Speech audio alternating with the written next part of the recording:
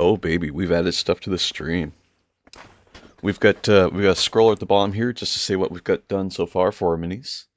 I'm still kind of modifying it on the fly here just because I don't really like that black in the background. Uh, yeah. Let's see here. How do I remove that? Properties, and then it's background opacity. There we go. 0.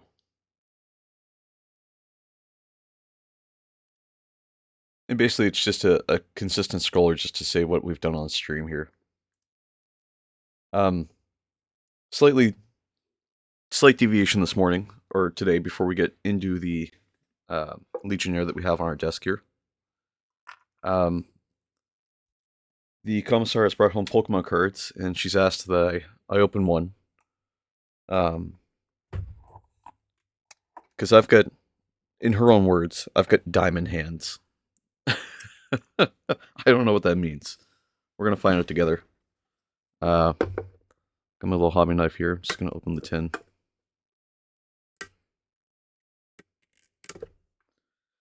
We won't stay here too long. This is just to get the cards open and then move off my desk quickly. Yesterday we painted up through one of our Legionnaires. We did a really good job with him. We got basically his whole thing done. We did the little bit of basing to him. He looks really nice. I think he turned out extremely well. Today we have our next Legionnaire to go through as well. This is now a series. We are on part 3 doing Legionnaires. Part 2 is the Master Possession, and part 1 was Assembly. So part 4 will be the Possessed, and part 5, understandably, will be the Cults. Oh my god, these things are impossible to open. Well, this comes with a Charizard, so that's kind of cool. Always wanted a Charizard as a kid, so... Hey, Deb. Good morning. Apologies for the deviation. We're just opening some Pokemon cards that the commissar brought home, and then we're jumping into the normal stream.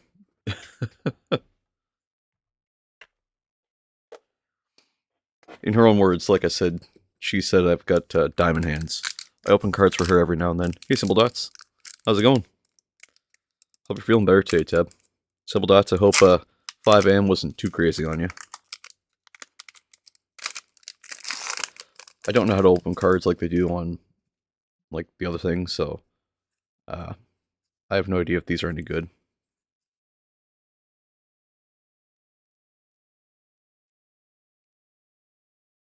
I guess that's fine. I don't know. That's good. Glad to hear you're having a good day, man. I mean, 5 a.m. is no joke. Like, that's a long... I keep saying no joke, but the reality is that 5 a.m. is a crazy long day. I couldn't imagine getting up at 5. You got full art in your tin, that's good.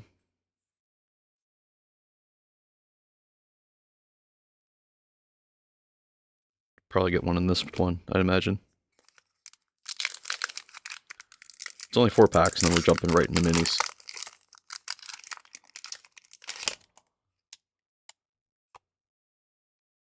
Gimagool.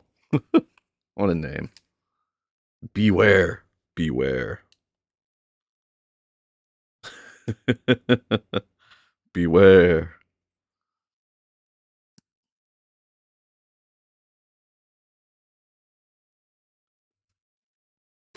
One pack left. And that's off the desk.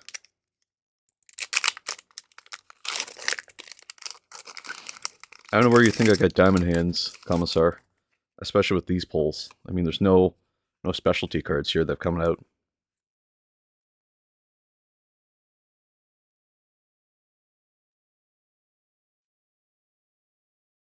I guess that's good. Kilowatt roll? It's a full art.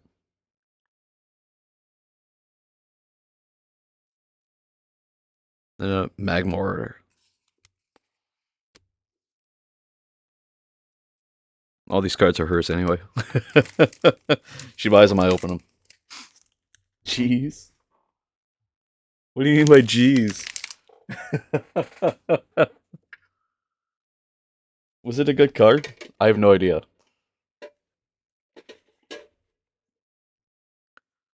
I got my water today, so I'm prepared today as well.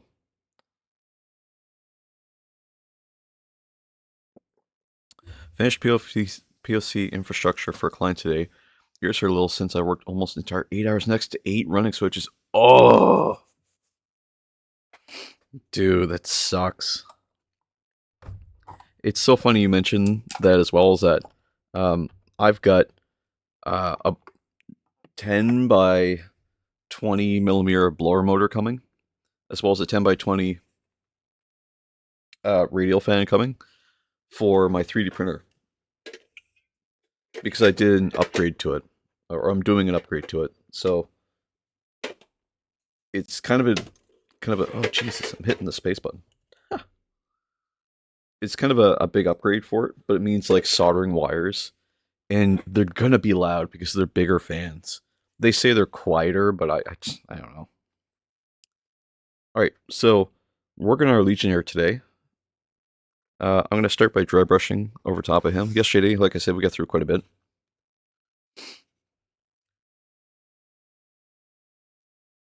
Hopefully get your hearing back.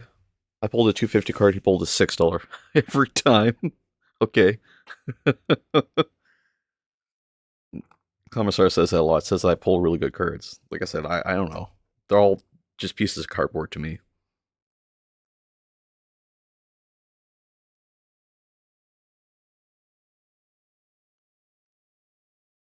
So were you in the office today there, Simple Dots, or were you just out of the home again still, working next to the switches?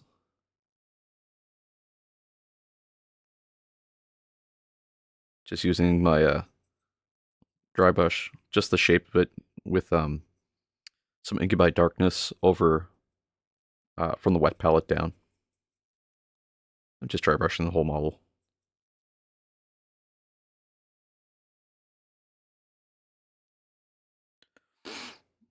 Show me that he pulled like $500. My friend from work is into that shit. Show me they pulled $500 card. That's crazy. At the office, yeah. So that's rough. So basically, you're stuck in the server room pretty well all day then.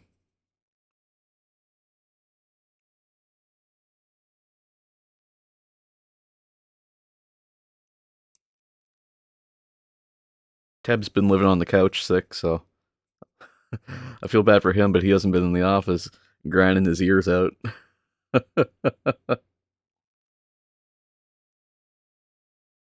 I'm just kidding.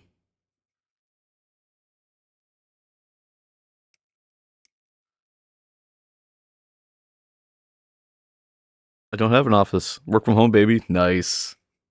Very nice. Remote's the way to go.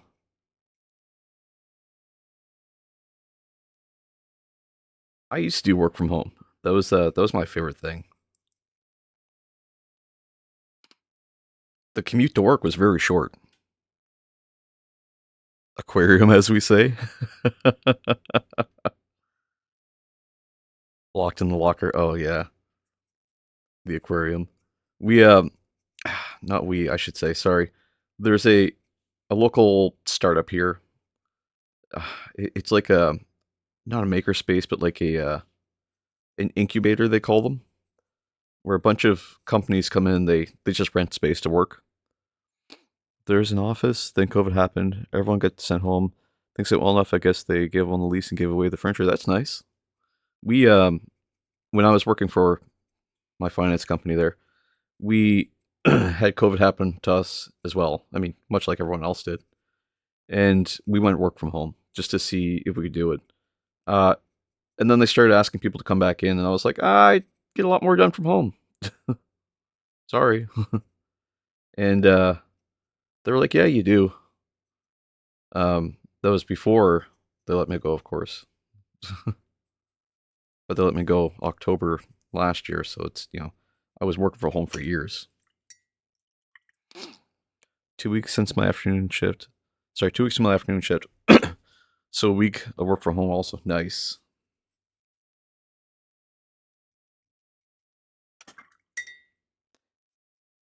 The thing I liked most from working from home was that in the middle of my day, I would take my lunch, right? About this time in the day, I'd take my lunch. And I would go and I would have a nap.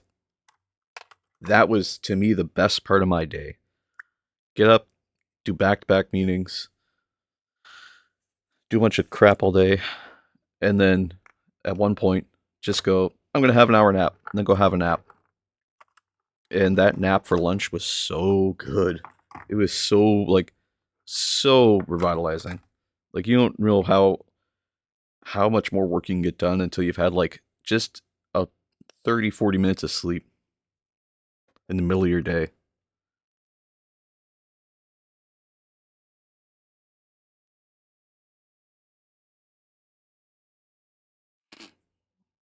Just taking the Incubi Darkness hero now and just doing chunkier highlights. We did dry brush, but we're just doing chunky highlights now.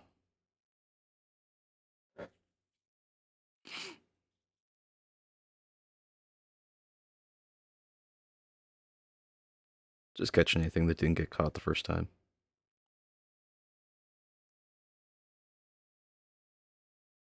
It's kind of funny. I seem to attract quite a few people into my chat who are in um, the IT and programming space. And I think it's just because I've been in that space, so I kind of vibe really well. If you guys want to make a startup, I mean,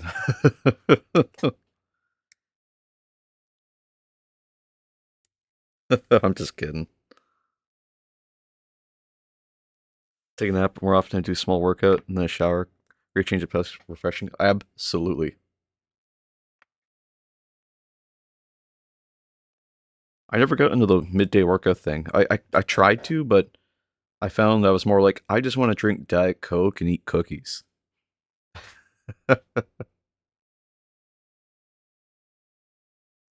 Just using some Thunderhawk Blue just to start our highlights.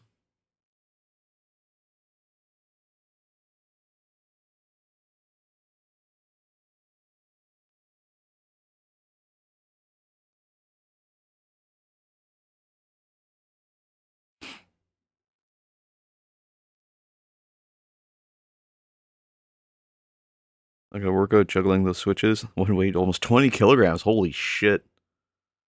That's like a 2 unit, 3 unit, a 2U, 3U server piece. I mean, my Cisco ones are still really heavy. Like, and they're only 110 switches instead of 110 100 or 110 1000.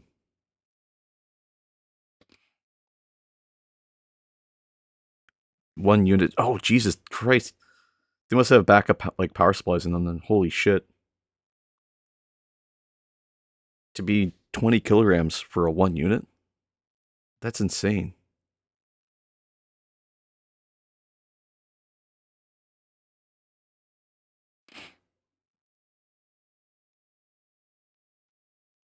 I gotta move this over to where the camera can see it. I just realized that.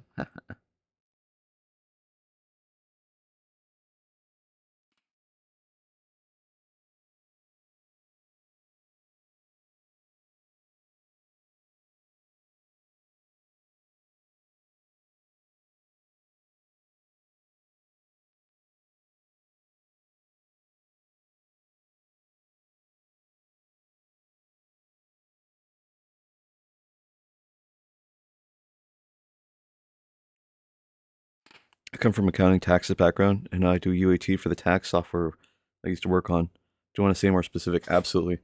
It's yeah. I used to work in the finance space, fintech. Um, and yeah, like the the non-disclosure agreements you have to sign to even work in that space is crazy. Like I had to do a criminal background check just to even work on like customer environments. I'm used to carrying those though. Previously worked as a data center technician. That would be sweet.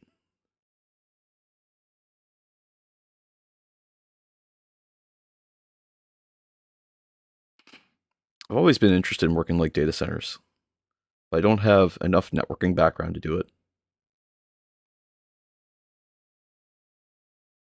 Change from one data center to another.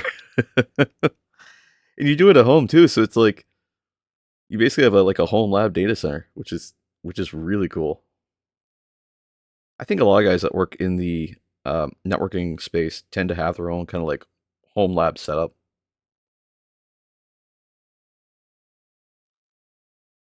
Almost 10 years of working data centers. Jeez.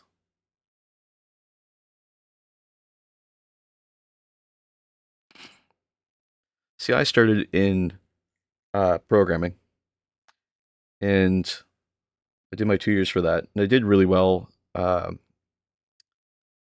on the. Sorry, just focusing here. I did really well when it came to like the testing side of things when we did QA in school.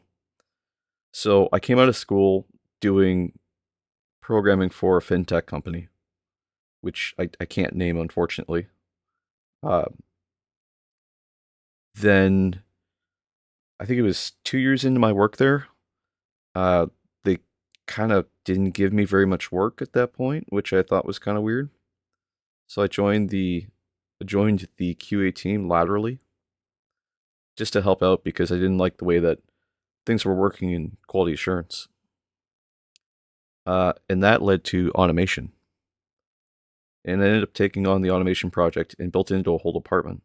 Um, but the company started growing in different directions, and uh, I ended up with a severance package.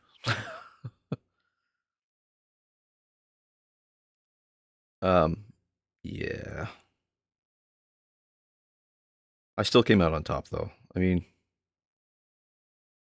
they they definitely are still maturing at this point, and every now and then I see them on LinkedIn, and like they've got changes happening almost all the time. Like they've had some really interesting lateral shifts. Like some people on the RevGem team have like moved out, and some people on the QA team have left the company as well. And I'm kind of sitting here going, I don't know how much longer they've got. I don't know if they're on that term or if there's anything to it, but like you look at it and you go, oh, getting back off the ground only strengthens your character. You're 100% right, and that's the way I've kind of looked at things since then. I figured I could stay down and just feel bad for myself because getting back into IT in Canada can be hard, especially because the HR requirements are just crazy sometimes. Like 10 years of React like experience just for like an entry level, like no way. No way. Like 15 years of Python just to be a senior dev, like get real. I've had companies tell me that I couldn't support a legacy system. Like there was no other definition. That's all they said was we don't feel like you could support a legacy system. And I said, what do you mean by that? And they went, well, we use a lot of legacy code. And I said, okay, well, what code base? Like what infrastructure do you use? We'd rather not say. And I said, then how do you know I can support it? Anyway, just a lot of funny things in IT.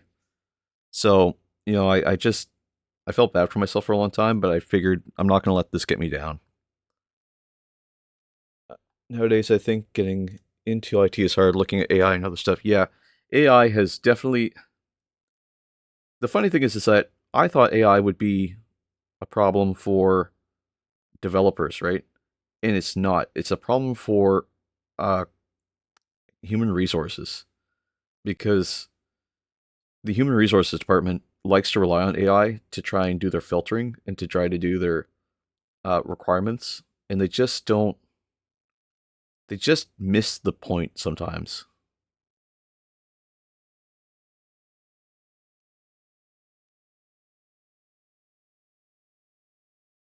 I have a friend of mine who works in IT still, uh, and he was nice enough to share with me some of the code base that did exist for his company when he was joining.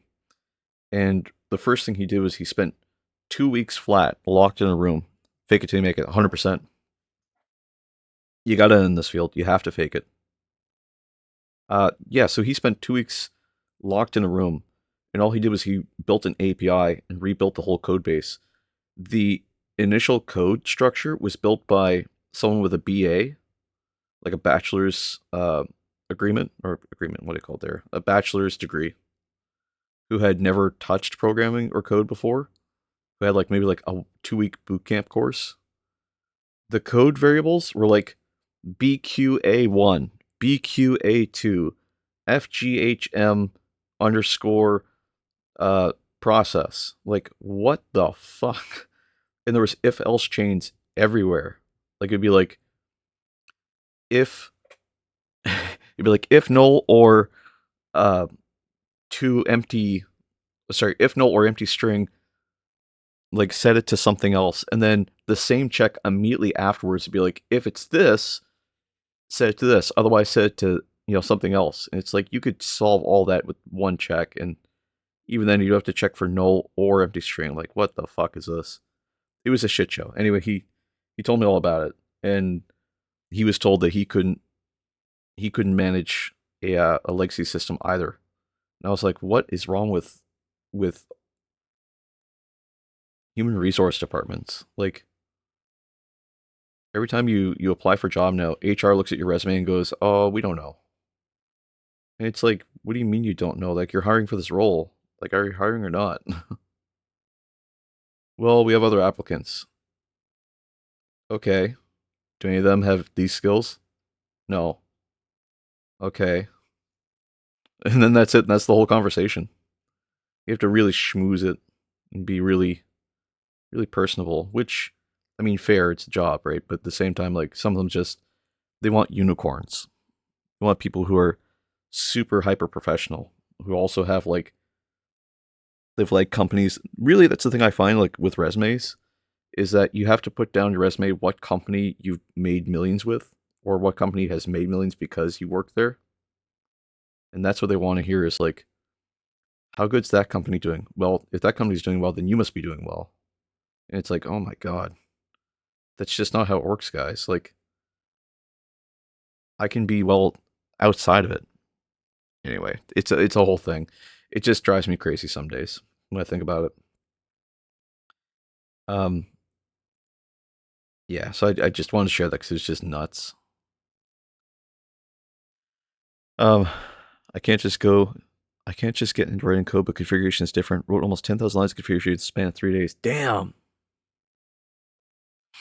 Configs are hard, man. Like, especially if like, I think that the funniest joke I ever saw, and it's a real problem, was the guy who invented React was applying for a job somewhere that was using React, and they wanted 5 years experience. And at the time, he said, "I invented it, and I've only got 3 years experience because I wrote it from scratch. Like, how am I not applicable to this job? I don't understand." And they rejected him. um, and he wrote the configs too. Oh God, yeah, it was so ridiculous, so insane. Like, people don't realize how much money there is in writing configurations. Um, when I was leaving my company, we had one guy on retainer who was he was he was a contractor basically for us. He came from another company that was in the health field, and he wrote configs for them. And so when we hired him, he was meant to be like a senior dev, but he ended up just writing configs all the time. That was his whole thing, and he would joke at work too. He'd say, "I'm the highest paid config manager you've got," and the boss would laugh and walk away. And it's like, that's true. That's all you're paying him to do is just configs.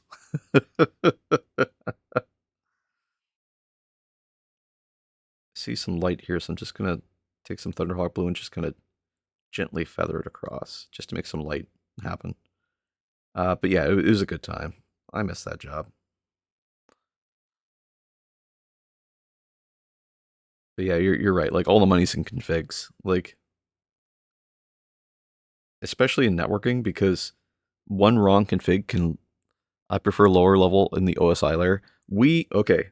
When I was in school, I'm gonna tell you something a little raunchy here on stream. But when I was in school, we used to have an OSI prefix that we had to know. Or sorry, we used to have to know the OSI prefix. The Um, what was it again? It was. Give me a second. I can remember off the top of my head without saying out loud, so I can explain it. It's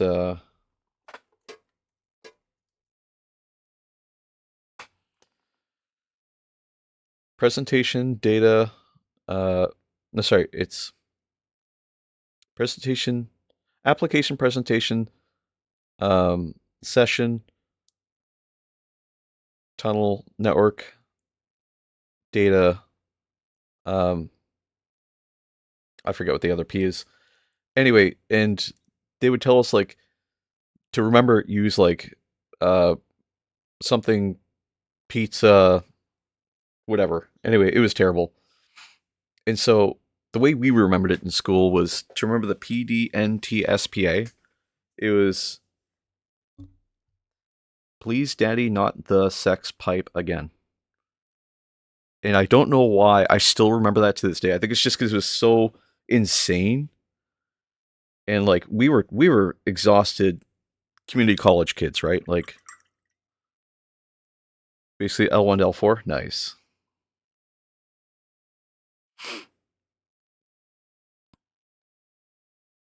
Presentation application.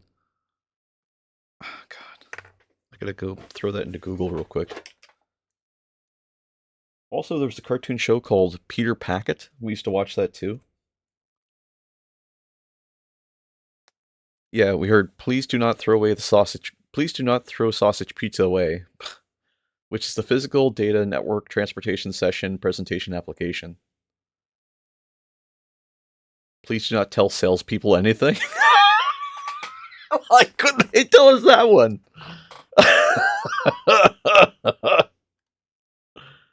I had ads and came back to the daddy line. Oh, well, you're welcome.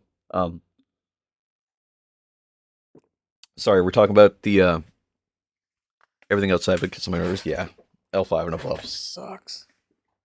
I just want to hook up a VPN, like a virtual network, and then just let it ride.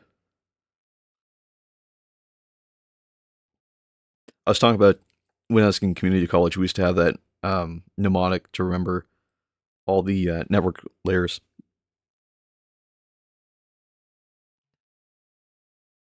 Throw a little bit more Thunderhawk blue here, just around this. We had a little crackhead energy when I was in school. I mean, we were exhausted college students. We weren't going to think straight anyway, and there may have been some additional substances on the table. You know, some real steady aids. But we got through it. I mean, we passed the class, and surprisingly, our mnemonic worked really well. Like setting up VM the code. No, well, sort of like just snapping two switches together. One of the exercises we used to do in community college was we would take um, a small rack. Each table had a rack. We had 4 racks, and we would start from one side of the room and connect it to the next one, and then the next one, and then the next one, and try to do failover testing. And I really miss those days because it was a lot of fun to just see how far your connection went. I'm gonna grab some Fenrisian Gray here. I'm just gonna start dot highlighting, just because we're moving pretty good on this guy actually. Actually, before I do that, because I just saw this, I have to do his feet. So I'm very sorry. I'm going to come back with my Thunderhawk Blue and do his feet.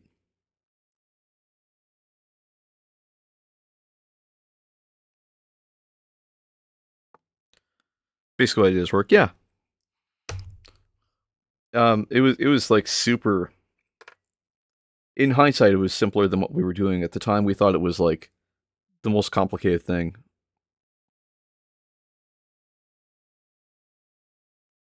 And I remember complaining and being up to like 3 in the morning studying before test because I couldn't get it into my head how to connect a uh, a local area network.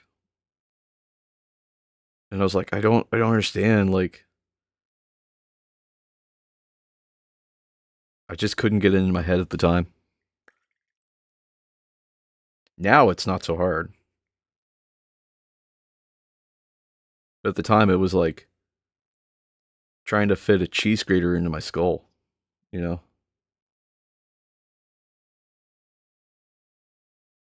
Oh, I keep forgetting that you can't see what I'm doing if I move it too far back. One sec here. There we go. Now you should be able to see what I'm doing. If I move up a little tighter, there we go.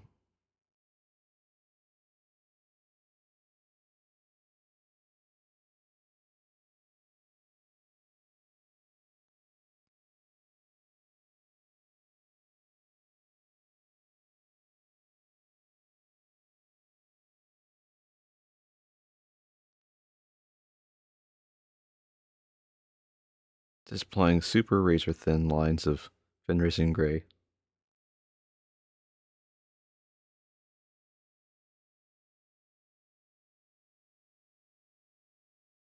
Just under where the eyes go. I've set protocols in the infrastructure so the failure of any of the links connected between server and the internet will result in a loss of negative less than 1 network packets. Jesus.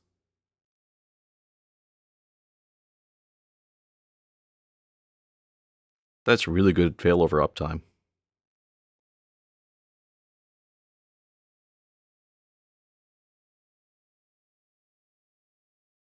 You must have like a cache somewhere in there, I would imagine.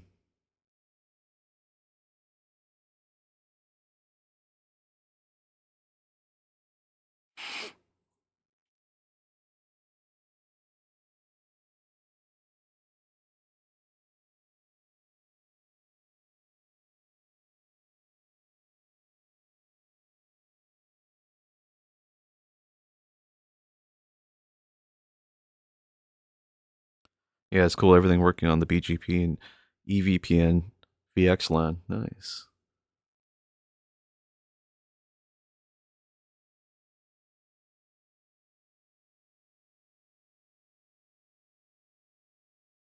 If I forget to tell you that we've got ads coming up, yell at me.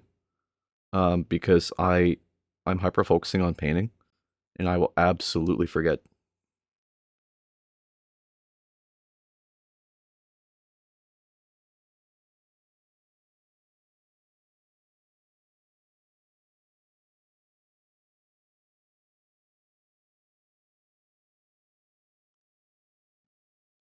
A lot of stuff we did when I was working for that previous company, I should say, it was mostly all in the cloud via AWS. And AWS North America is nice, but because of the restrictions, because it was fintech, which means it's all finance, like most of your code has to work inside of just Canadian boundaries. So you can't move it to America. We were trying to get enough alignment with another company to move our code across the border, which just means that we would be able to run some of the newer toys that AWS had, specifically because we wanted to use like, God, what was it? I don't even remember anymore, but it was like they had some new AI stuff that we wanted to use for like processing. I remember I had set up a way with Amazon Poly to record phone calls and transcribe them to leave as comments on like on people's accounts, and that worked really well. I spent like 2 months testing it, and it worked so well. Like all it needed to do was just God. It drove me crazy though. I'll say that. Um, I can't get into all the specifics of what we used it for, aside from what I just said, but or for what accounts. But what I can say is that I used to test it using this like uh, English training. Like the videos they have for like, here's how you learn English, right? It was stuff like that, and I would have to sit there and like hold a phone call for like 20, 30 minutes just so it could be recorded via Amazon Poly, which is their like transcribe service, right?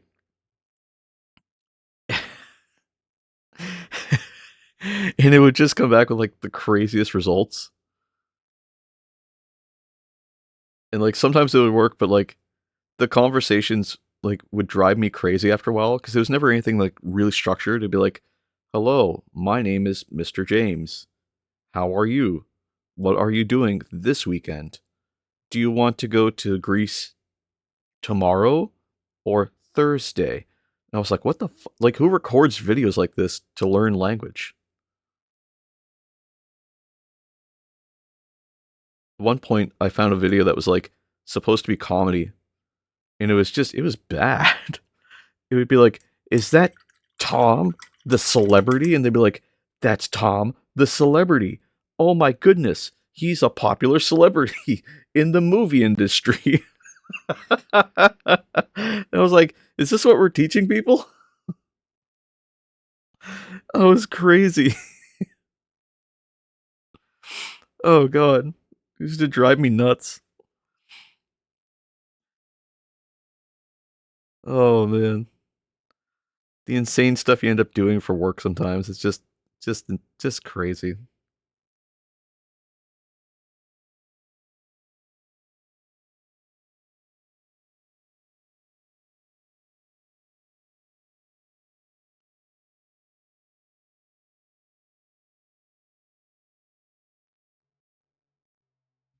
I think those highlights have turned out pretty good, and I'm gonna say that they're probably good enough to stop on. If I go too far, it'll be just all highlights. It'll be oops, all highlights. It won't look very good for a Marine. Let's see. Let me grab a little more. No, I think that's good. A little Thunderhawk blue though, and then just get real razor thin, and then just go around just the edge of the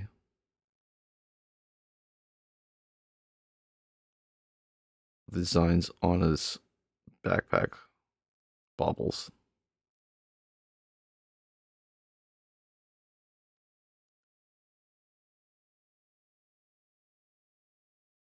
Was wondering why 50 minis by maybe 9.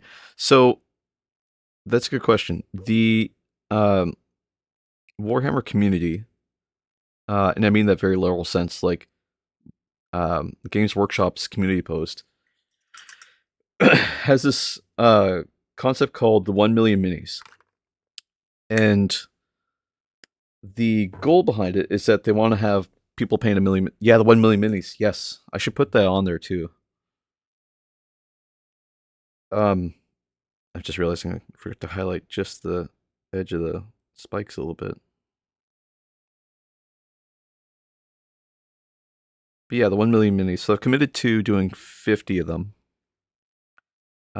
Because I felt like 50 is accomplishable, and it's not really super crazy expensive. Because the hard part is you have to commit to that many minis and actually paint them, but also probably buy them in that time frame too. So it's what do I do, right? Like I'm not going to go out and buy 50 minis right away. I bought a combat patrol. It's like 35, 31. No, it's 26. Sorry. Yeah, because there's the Master Possession, the 5 Chaos. I keep wanting to say Chaos Spawn, but it's Chaos Possessed. 10 Legionnaires and 10 Cultists. All right, I think the Chiling looks good here. We're going to move on to the gold. I've been using Auric armor for the gold here recently. I kind of like it. Like I keep saying, it looks dulled, which is kind of like the nice spot for it. I'm tempted to actually, you know, we'll do a little bit of the gold around the feet and do this little platform they're standing on. That way we can glue them to the base and then do the rest of the gold on them. That's what we'll start with. Liberator gold, sorry. I don't know why I say Orc armor. Liberator. I'm fried. It's Friday, guys. My brain's out the window.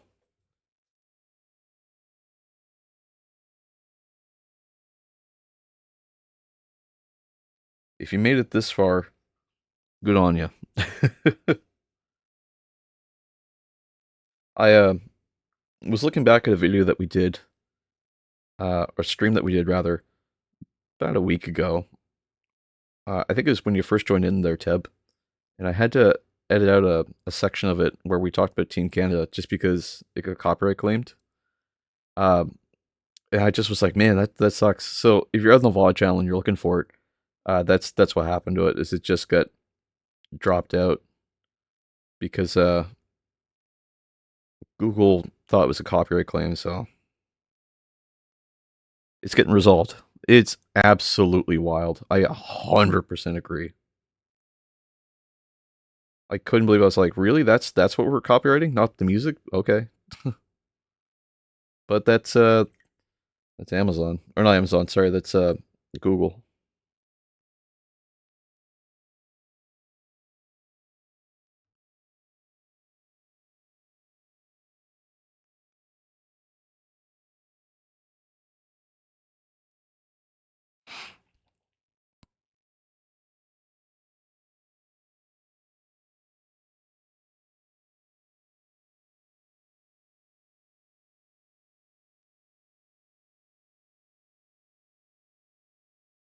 Can I actually get this in the space?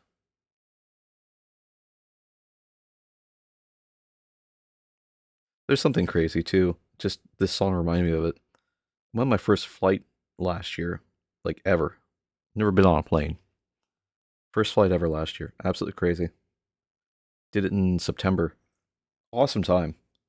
We went all the way to the opposite side of Canada, and then when we were there, we visited some family, which that was cool. I thought they were pretty sweet. Um, and then we went to Toronto. That was really cool. I really liked Toronto a lot, but I really liked the flight.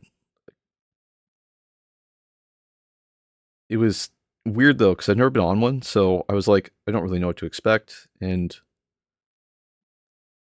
we kind of started pulling off the like tarmac, and I was like, oh, we're going up, and you sort of had this like immediate like reaction of like, oh, we're in the air now, like there's nowhere to go but down or forward, because planes don't back up, right? And so it was this like immediate fear of like, oh, okay, I don't fly super good, I guess. But there's this like nice old woman who was just talking to me the whole time, and she was super chill. And I was like, oh, you're really pleasant, really nice. Like I really like talking to you. And she's like, yeah. And I was like, yeah. So like maybe I'll see you on the next plane. She goes, yeah, maybe. And then I get off the plane. I swear to you, this happened. I get off the plane. She gets down to the where we're getting off, gets into a wheelchair, which I was like, okay, cool. She, needs some help, fine. And then she starts cursing at like the airline attendants. I was like, what happened in the span of 3 seconds that this like nice old lady just became this like monster of a person? I was like, what happened?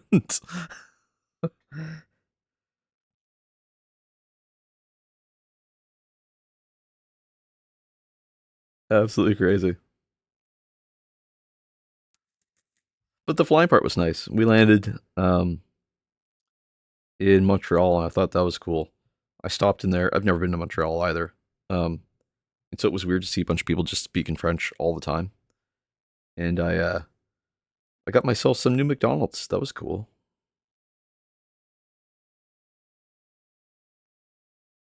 They've got like a this is the thing that really freaked me out is that any different province you go to is going to have like a slightly different McDonald's menu. And I guess it's the same way in the States too. Like in Maine, you can go to McDonald's and sometimes they have soup on the menu or they have like hot dogs.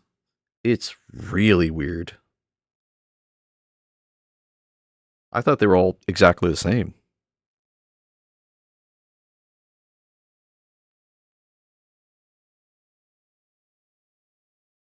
Simple Dots, you're from Poland. Do they have any like really interesting stuff on the McDonald's menu that maybe they don't have here?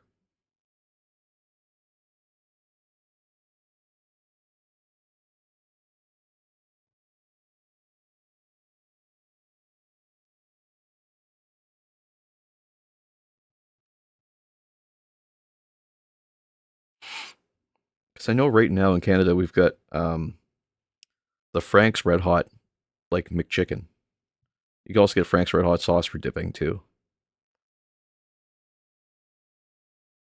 Hydrate. Okay, I'll drink some water. Thank you.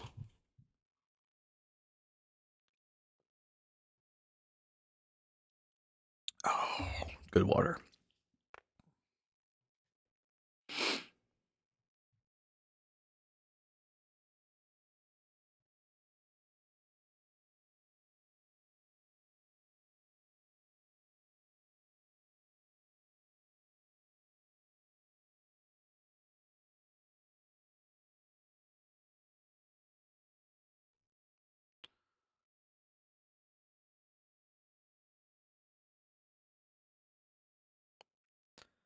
I know that the menus are different, that's for sure, but exactly cannot tell. That's fine.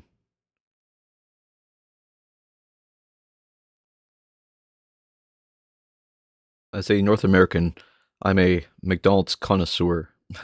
Getting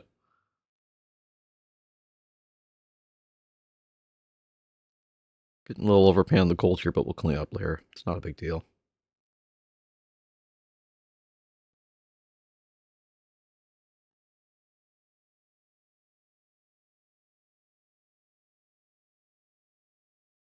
I just remember we landed in Montreal, the commissar and I was like, well, I'm going to go to McDonald's. And she goes, okay.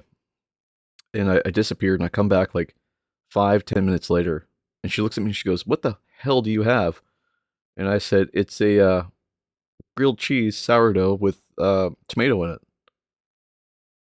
And she like does a double take. And she goes, oh my God, that's right. We're not in, the province anymore. Like, holy crap. And then she ran off to go get some as well because, I mean, absolutely, absolutely wild. I think I got the gold pretty well good there on the base of his legs. I'll grab some black. Just clean up that area that I got a little overpaint on. Assuming I can grab some black here. Holy moly. A little water in there to bring it back to life.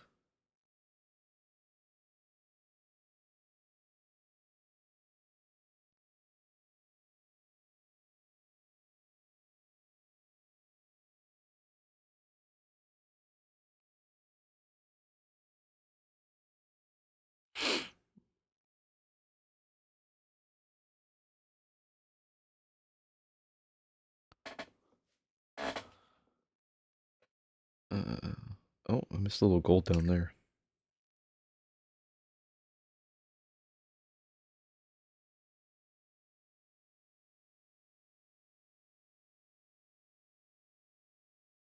There we go. Looks pretty good. And then I just gotta paint the rock that he's on in the skull, because there's a little skull there.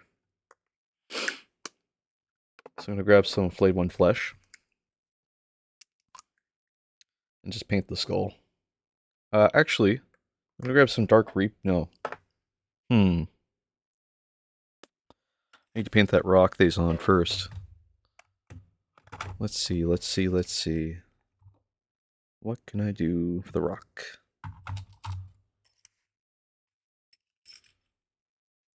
Let's do... No, it's Iron Hands. Oh, Scaven Lake Dinge. That'll be pretty good. We use that just on the rock down here. And thankfully it's a little air paint, so... It's another base brush. Where the hell's my layer brush? It's right here. Okay, we get an ad starting in 4.5 minutes. Just as a heads up. But you can go ad free by subscribing.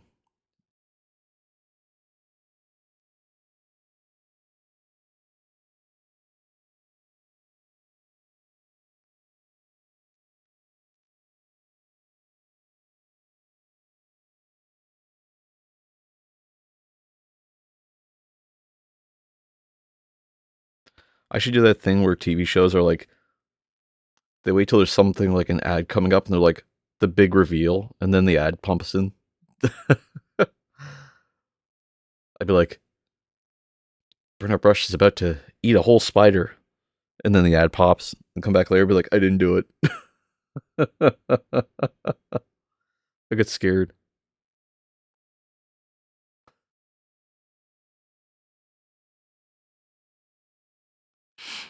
That'd be awful. I don't think I could do that to you guys. That'd be terrible. And that'd be disingenuous for the brand too. You know. God, I have to start saying brand now. Oh man.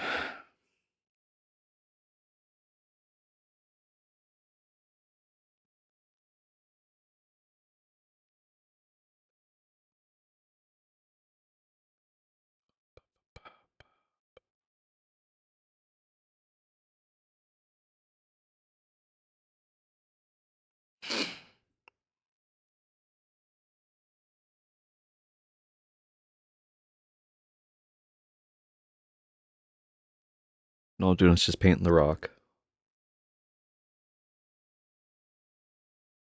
Just getting it nice and smooth. Getting ready to glue. We're gonna move on to the skull now.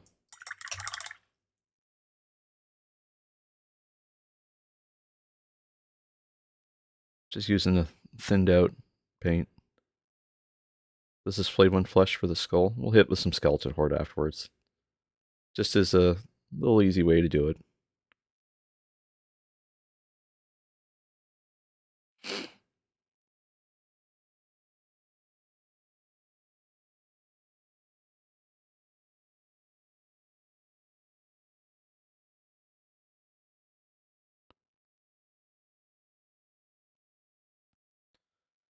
If I could keep it on screen. Oh my gosh. There we go.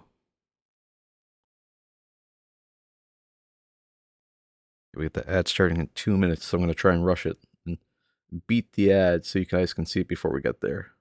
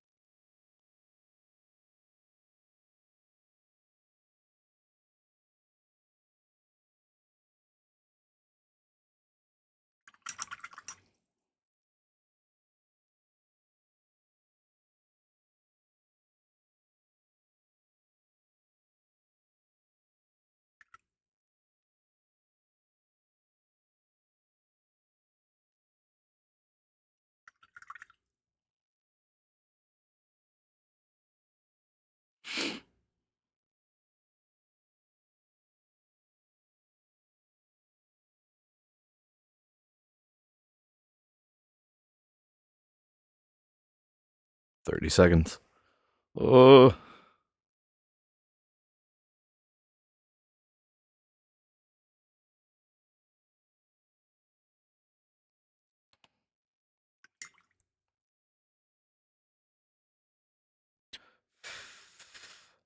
need a little bit more Abaddon Black. You know, it's sort of funny. No, it's not. I got nothing. I was trying to be funny. I'm going to be right back, though. I'm just going to run to the bathroom right quick.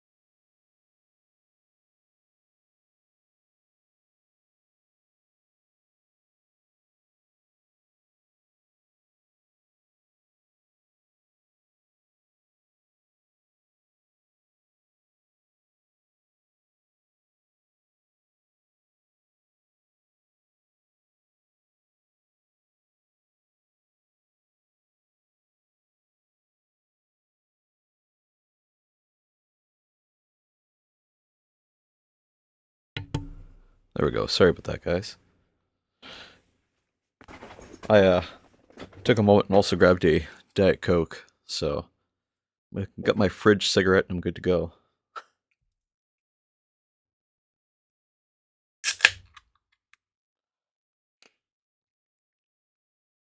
Mm, the good stuff. Okay. So this had some time to dry too, which is even better. I need some Abaddon Black here. So I'm going to clean up just around his feet a little bit. If I can find my Abaddon Black. That's Eshin Gray. That's Black Templar. Corvus Black. That's pretty close, but that's not black enough. Iron Warriors. Abaddon Black. Here we go. Excuse me.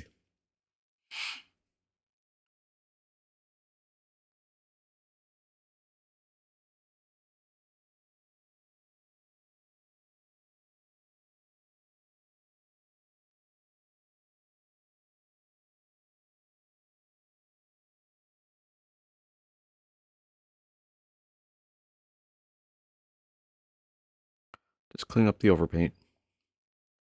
And painting more over, I guess. There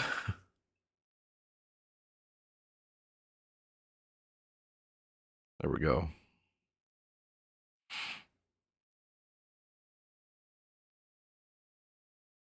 And take some of that Corvus Black. Or not Corvus Black, Jesus. Some of that Abaddon Black. Just put on the bottom of the feet. Man.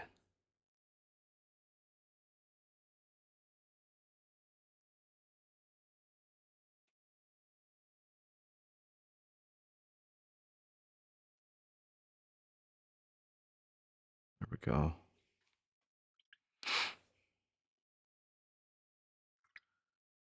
And a little skeleton horde on the skull. I'll be able to glue this guy down and we can paint from there. Skeleton horde. Let's grab a little bit on my brush here.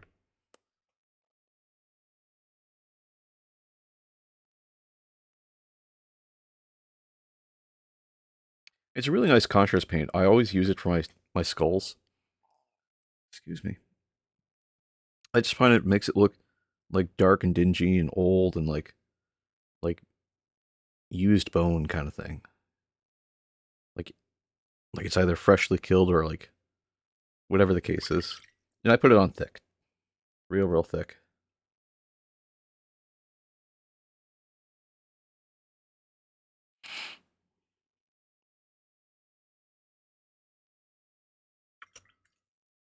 All fixed? Good. Commissar had to fix a problem with her drying rack. Keep that Abaddon Black out of here. And I'm going to take some Syra Acolyte. Syra Acolyte? CA glue. And put some on the bottom.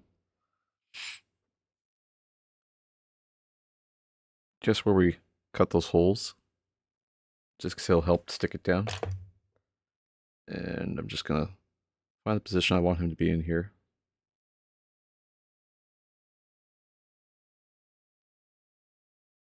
I don't know if I like him being that way. Or I want him facing this way. Or this way. I think this way's good.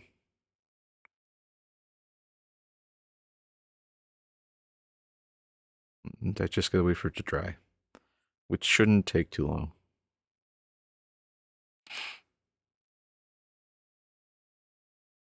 Kind of looks like he's running towards this fence post though, so I don't know. Maybe I should move him a little bit.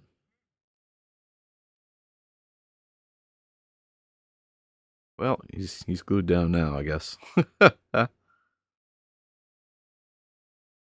Maybe he's gonna jump over it. We'll say that. That's the story we're trying to tell here. He's gonna jump over this fence post.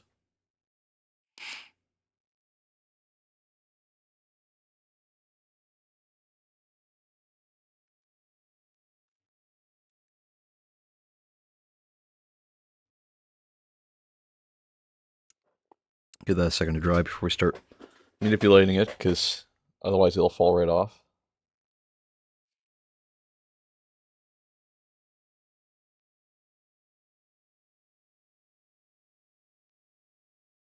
Okay.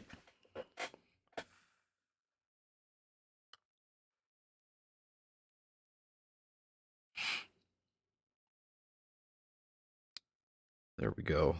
There we go. Ergonomics. I didn't like using paint handles before. I always felt that they just get in the way of where I was trying to paint, but I'm sort of a champion for them now because they just make my hand hurt a lot less. Let's grab some corn red I had on the palette here already. Just gonna paint the... Oh, maybe it's too thin. Yeah, I'll grab some more corn red and put it on there. Because it just makes my hand hurt a lot less. Oh, God. I never used to suffer from carpal tunnel. It's funny, I would code for like hours on end with like probably the worst position for my hands possible. And maybe this is just payback for doing it for so long like that.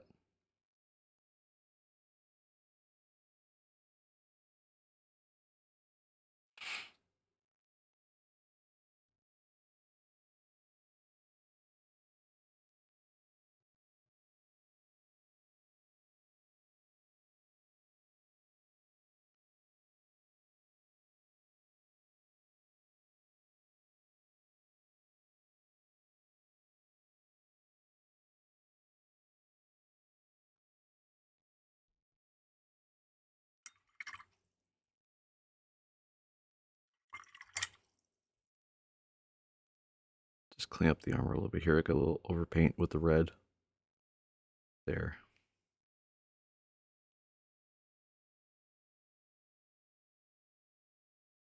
That's gold. So I'll wait to paint that.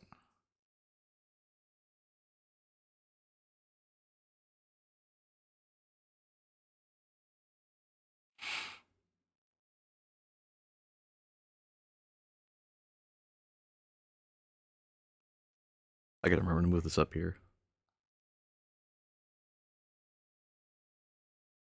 You know what I used to use that I haven't seen in a while is my Razer keyboard at one point came with a wrist rest. Uh, if I find that, I'll be putting it back on my desk here because it's just nice to be able to rest like my elbows on it, if nothing else.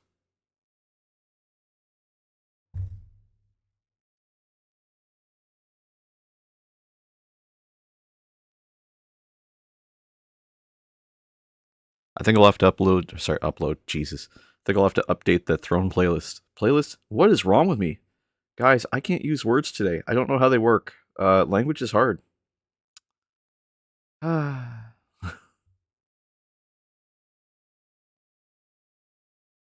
It's okay to say it's okay to say bring up brush, just shut up and paint.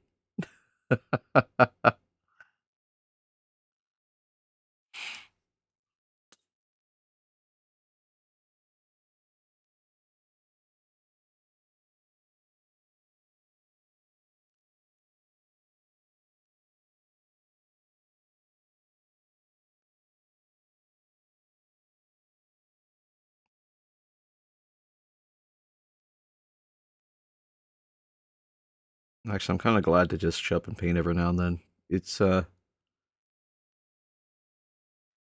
just I don't know. I find painting really relaxing. Like this is the most zen part of my day.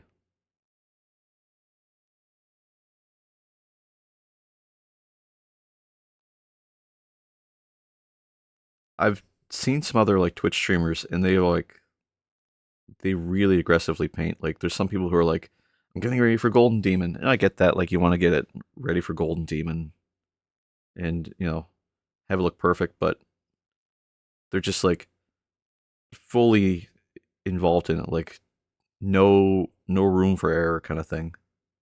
It's almost like they're speed running. It's I understand it, but at the same point, like relax. Like this is supposed to be a fun activity. I guess it's like anything. Like if you go out and you play basketball in your what's it called there? Not parking space, but your in your driveway, and you do it casually, like that's one thing. But if you're like on a court, like it's totally different, right? That's something that really like I didn't realize was a thing either. Was that there's people who professionally paint minis. Like Games Workshop will make the mini, and then someone sends them the mini, and it's like, hey, paint this for me for like 200-300 bucks. I was like, why? Like, I guess if you're playing tournaments and you just want to just play, that's I guess that's fine. And there are people that do, and tournaments are super weird too. Um, I say everything's weird, but what I really mean is all this stuff is really new to me. It's really interesting. I hadn't I hadn't thought people that did stuff like that. I guess I didn't know enough about Warhammer.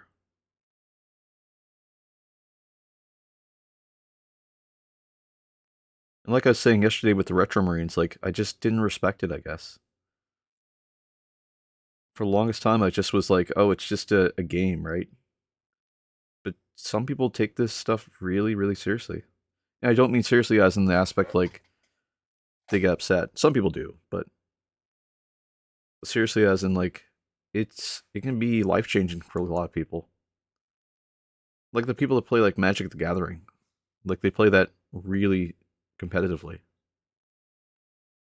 When you're competing for money, it can be all or nothing sometimes.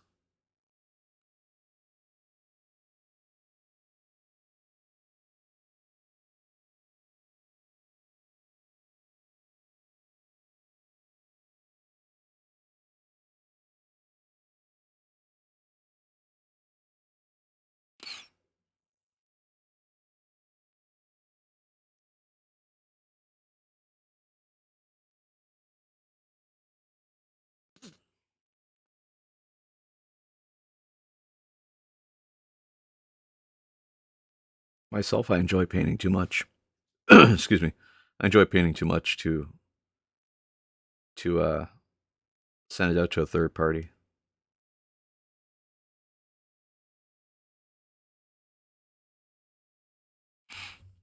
I think the biggest way that like Games Workshop helps the painting community too, especially like commissioned artists, is that um, some tournaments have a requirement of like at least 3 colors painted on the model. I don't know if anyone, I don't know if you guys knew that, but like some tournaments require you to have at least two paint colors on the model. Like that's crazy. Well, I suppose it's not crazy. It makes it easier to identify what your pieces are, but just that alone is just really, really weird to me.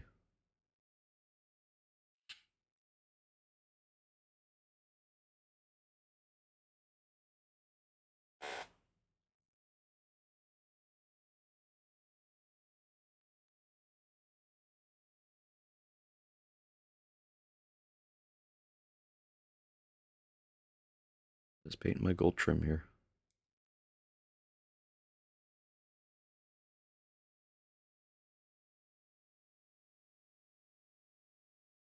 I suppose hobbies in general are just new to me anyway. I spent a lot of time, both in my adolescence, but also even the last couple of years, just working all the time. Kind of grew up with that mentality of work is the thing that's fun. So I just never had really hobbies. It's only like this past year or two that I got into Warhammer, and even then it was kind of like, why you get into that big expensive thing? And I was like, I don't know, it's just kind of fun to paint. Well, your uncle paints, yeah, I know. And look at him. Well, I just want to paint some tiny dudes, like chill.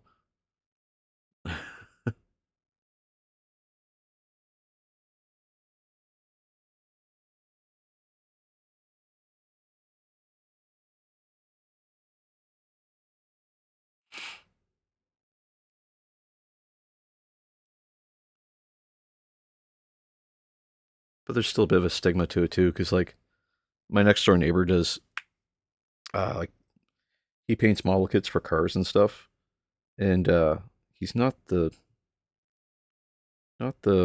most personable of people, and so I guess that's kind of where my dad pulled his reasoning from, was that you're gonna end up like him, and I was like, I definitely don't plan to. I just want to paint minis. We're getting a lot of gold here and kind of some everywhere places. So I'm gonna come back and clean some of this up before we go too far up the model here.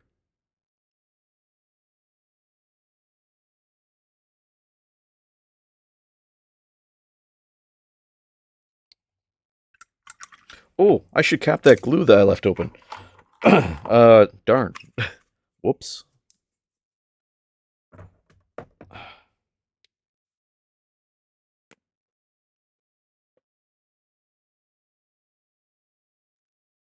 Okay, let's see.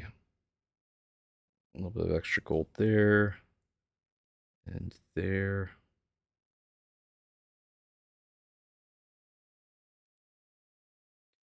And there.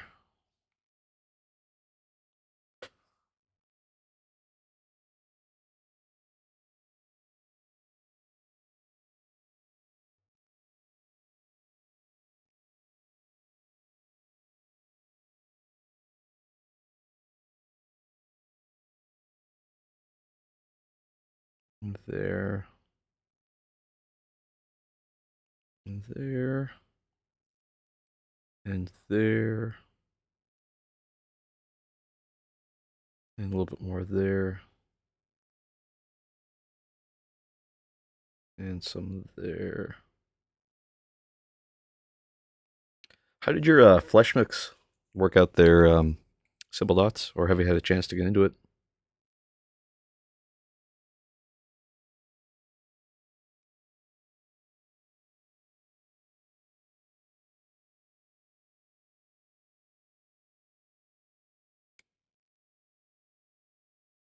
Gold looks good there. Maybe a little bit right there. There we go. Looks good.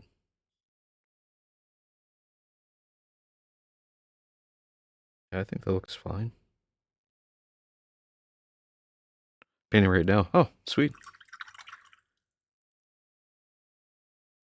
Oh yeah, that looks good. Black looks really good there. I'm gonna grab some more gold here and just start working up the model.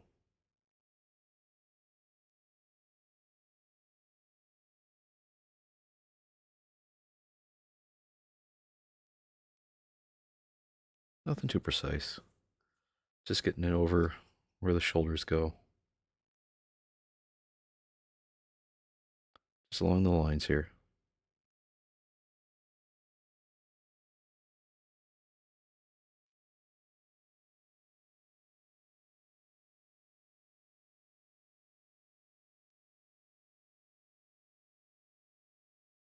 Just getting the little details in there. Nothing too particular. I get this great big spike on the back of his head for the shoulder pads, so I gotta be really careful and just gently breathe. Just take it easy, real slow. Not pushing, just painting.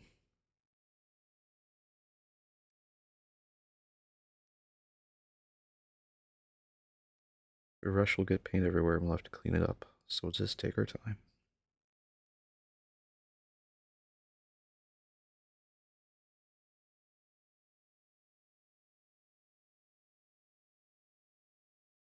Good, even layers. There we go. This guy's gonna look really cool. After we get some more gold on him, we'll put some Agrix Earthshade on him, on the gold.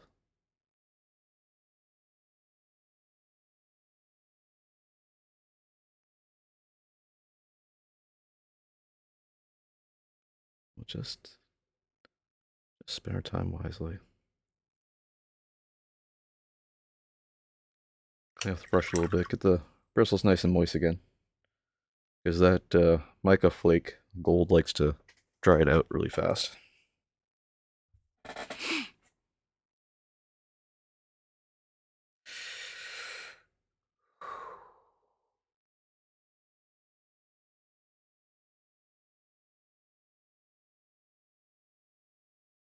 I like having the lo-fi on because I kind of paint with the music.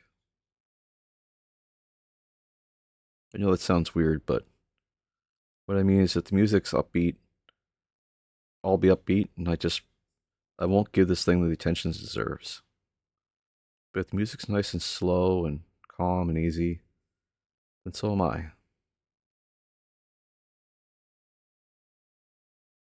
I'm going to add starting here in about 5 minutes, just as a heads up.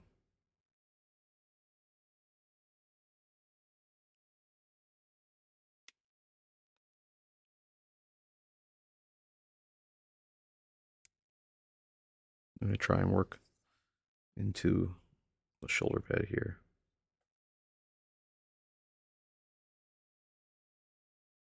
Just like that.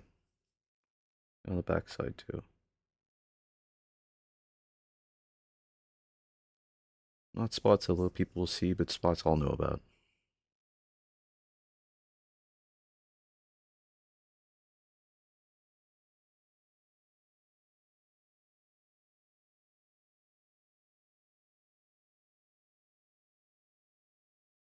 The only person we're trying to impress is ourselves. We are so good at this.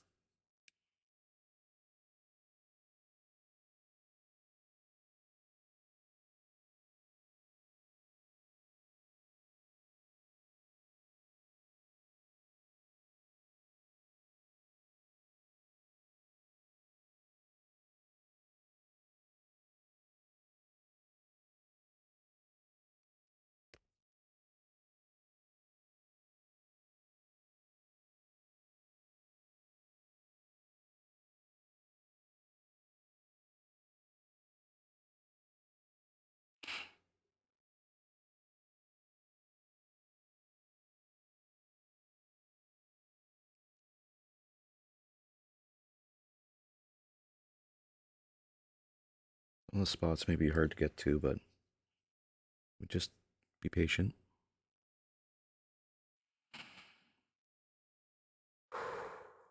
Okay.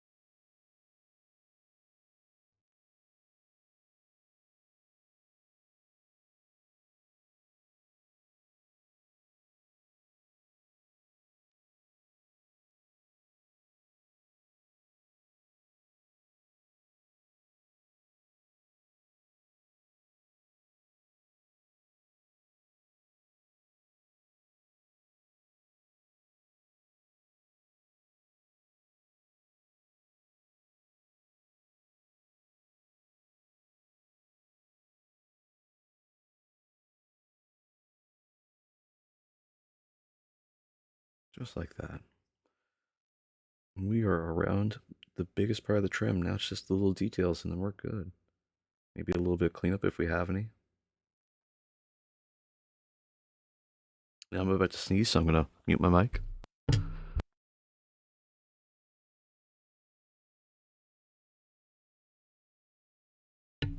Whew, that would have been loud. Sorry about that.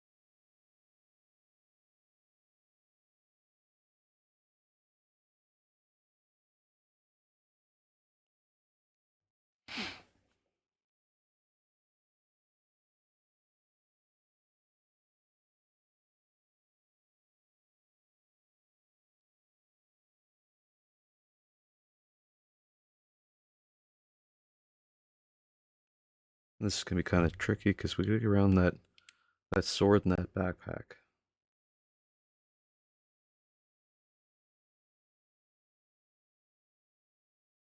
I think our brush is just fine enough to do that.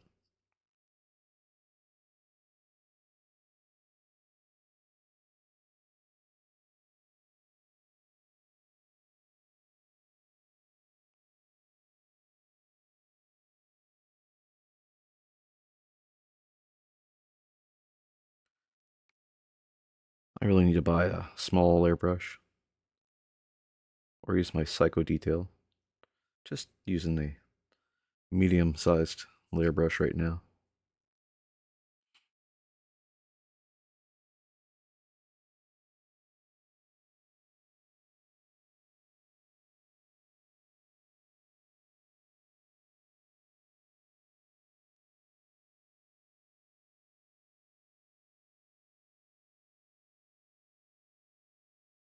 It'd be really good right now is cinnamon rolls.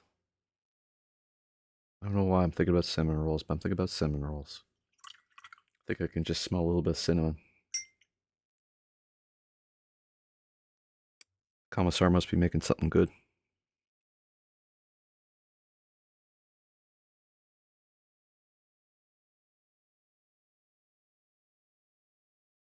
If it's not cinnamon rolls, we might have to take a quick trip after work. I don't know, to the hospital or to go buy cinnamon rolls, but one of the two.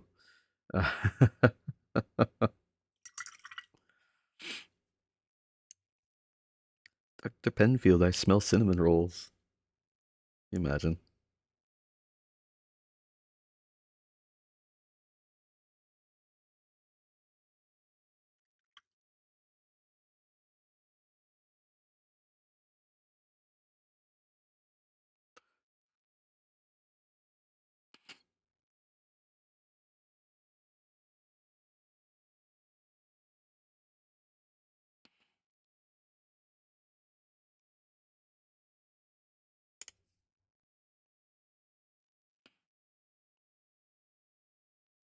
We're just gonna go under the shoulder pad here. Just paint this side.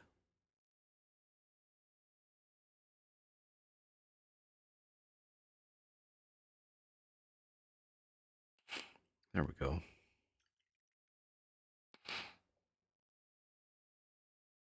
Grab a little black here. Just clean up our lines just a little bit.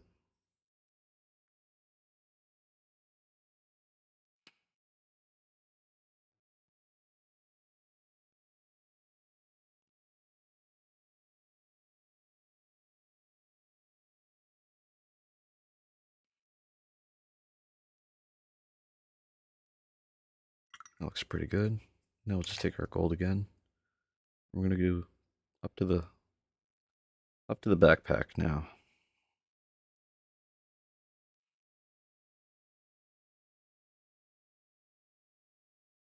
The backpack design's kind of neat. Kind of looks like a treasure chest, holding all kinds of evil secrets in there, probably. I mean, he's a chaos warped space marine.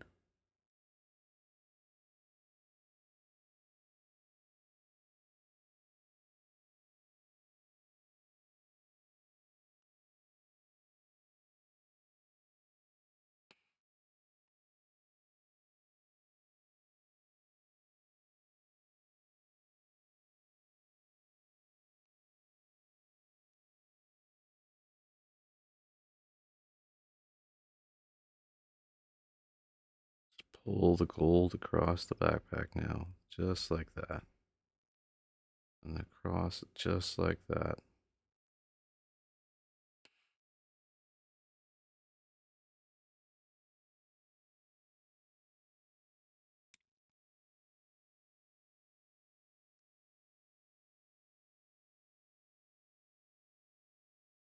We're gonna have to do a little bit of cleanup here, but again, we're not worried about it right now. Come back to it. We'll do the cleanup here in a minute. Progress first. Cleanup later.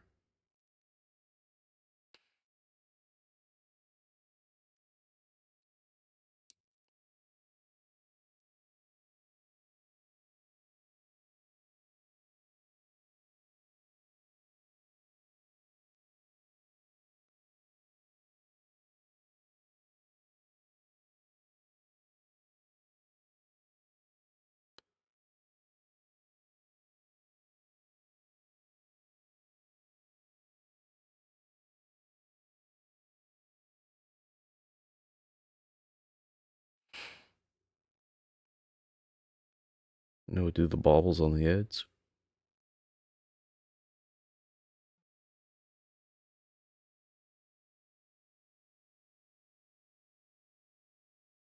We still have to paint his sword too, but I haven't forgotten about that. We're just not there yet.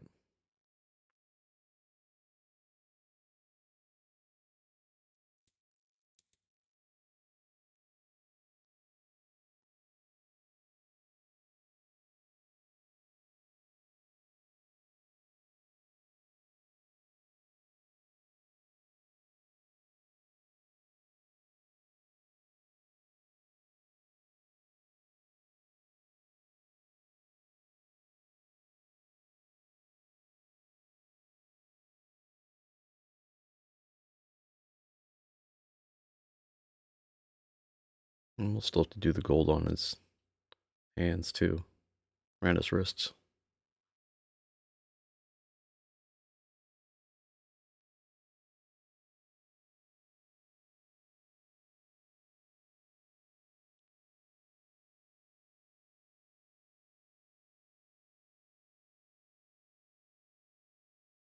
Just like that. A little bit more on this edge here, just to tighten it up. Just to really bring the fine point out.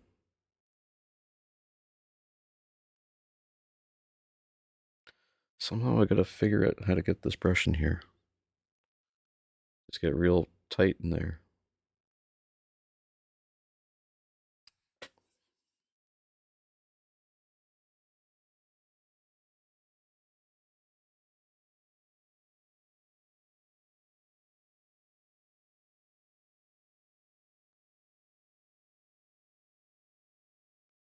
There's these little gold stems here too.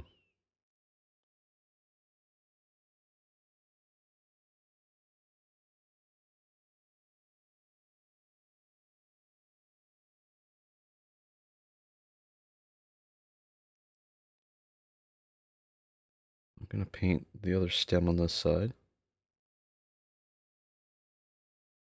We still need to paint underneath where that is.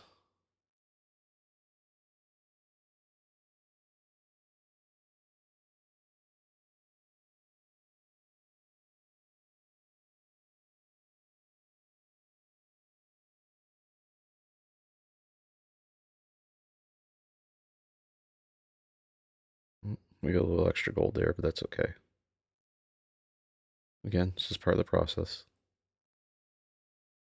No panic. Come back and clean up with some black. I just need to slow down.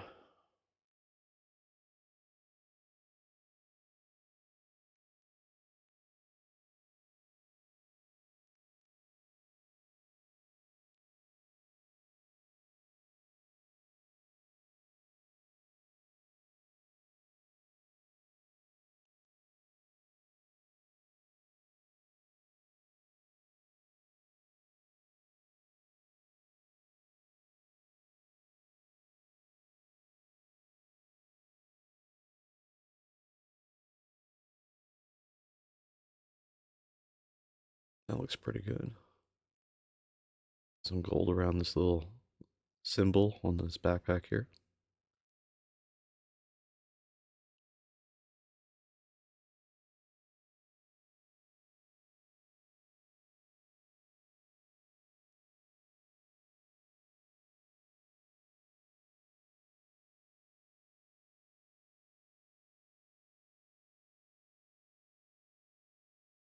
Just like that.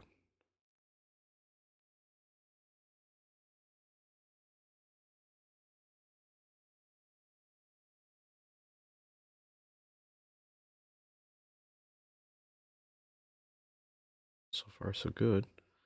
Now the wrists.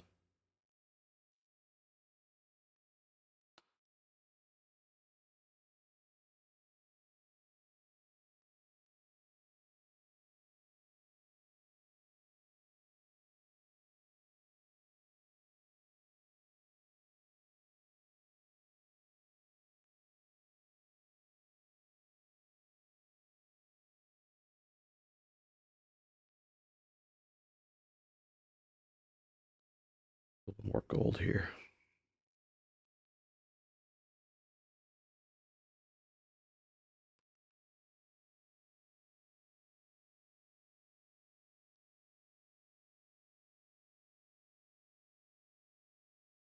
Again, a little overpaint, but it's fine. We'll clean it up.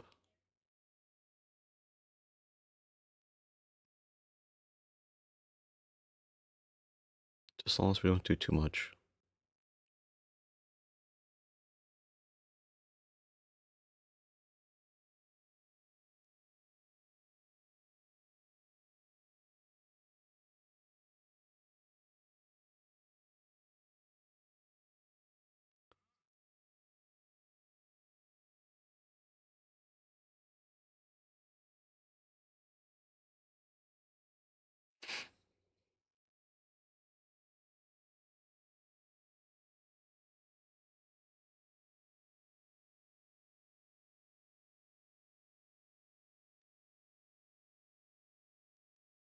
Paint this great big symbol on his chest too.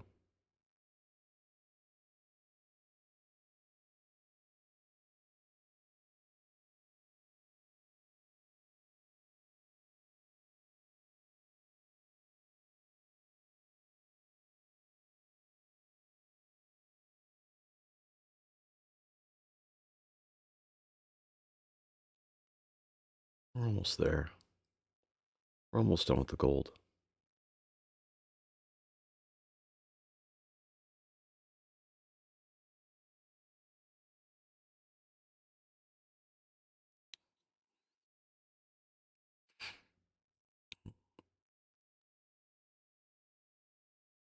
So funny. I would have rushed this before, or it would have taken me 6 weeks.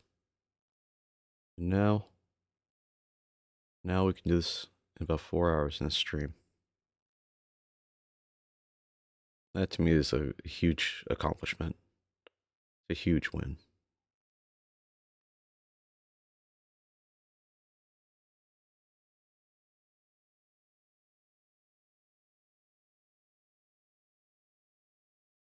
I sat on my pile of shame for so long and just felt worse and worse about it, not getting through it, and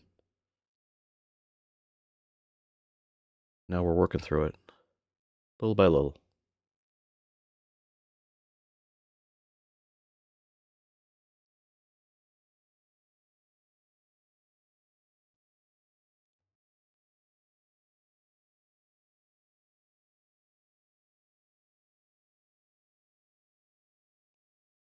I just gotta paint the gold on his helmet.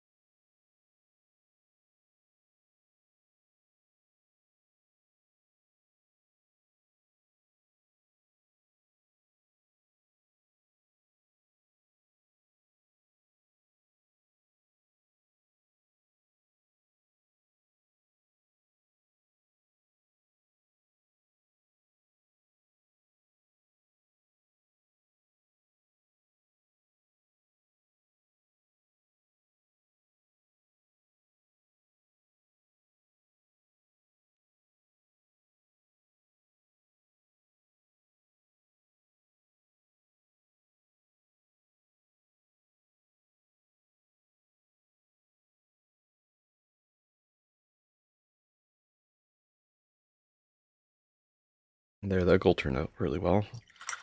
Now we just gotta clean up with some black.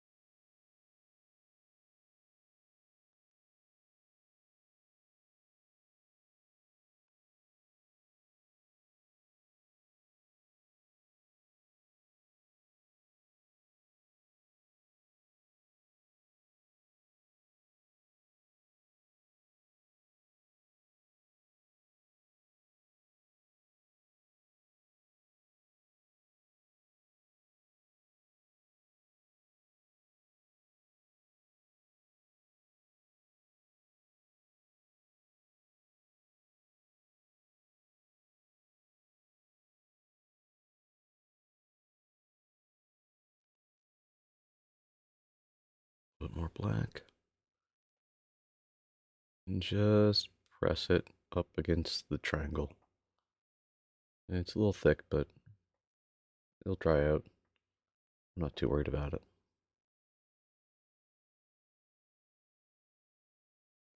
Just over defining. Over defining.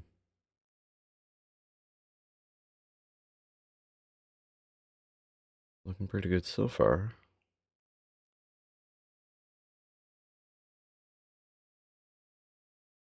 It may not be perfect, but it's close enough.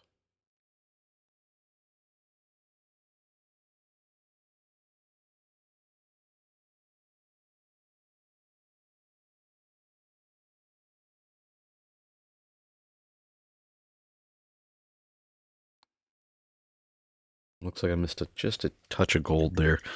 So I'm just going to come back with my Liberator Gold. And just add some to the helmet here. Just get smooth down the shoulder pad. Keep it smooth.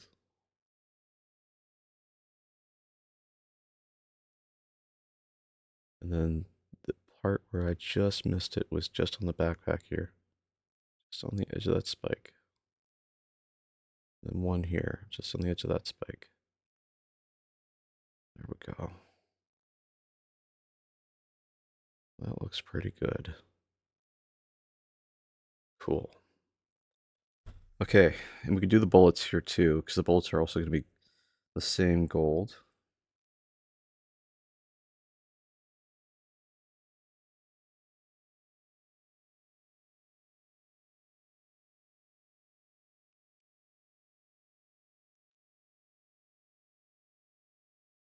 Chainsword, we haven't even addressed the chainsword yet. You know what? There's a little gold on the weapon too. We're gonna do that too. I'm gonna grab some more gold and just throw it on the gun. Just on the part that highlights it. Just on the edge here.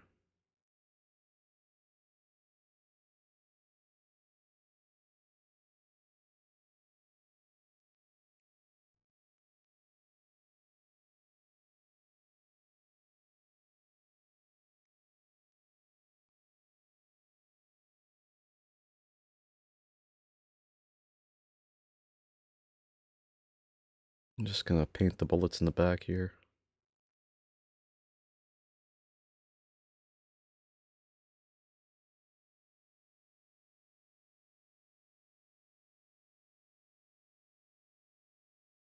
On the fronts of the bullets. There we go. I think I got all the gold. Maybe just add a little bit more here.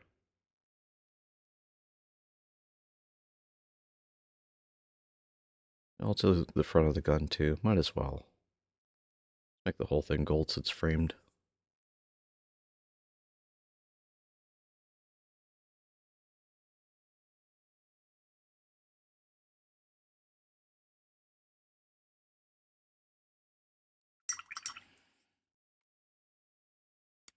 Take a little black. Just clean up just around the bullet holder real quick here. Bullet feeder, I should say.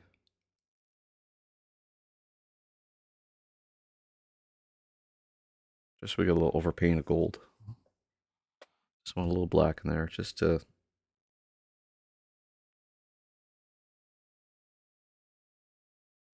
Just like that.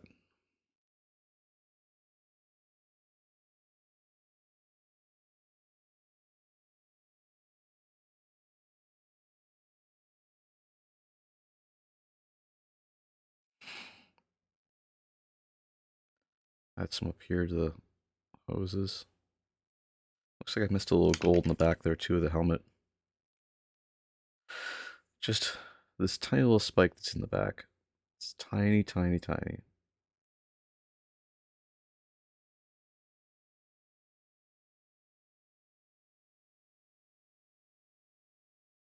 Super tiny. Out of frame? Oh, I'm so sorry. Thank you.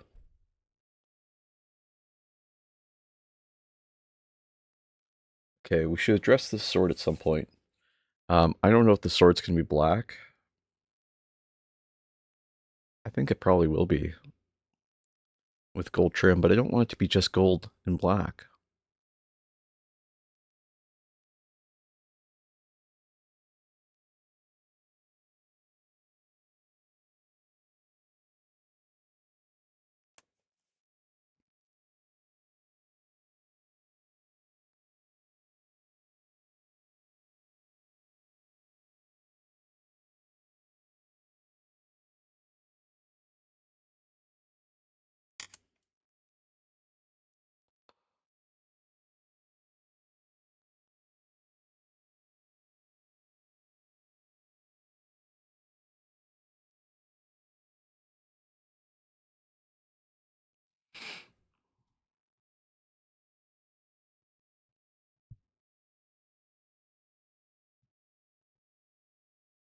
Okay.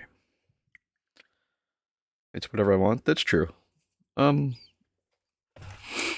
do I want to do for the sword here? I know I want the spikes here to be silver. Ooh, a little ASMR.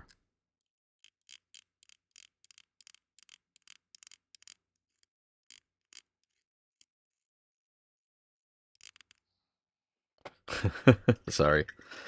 What if I made... What if I made the sword red? That could be kind of cool. Yeah, let's make that sword red and see what it looks like. Start with some corn red, and then we'll do a gold trim on it.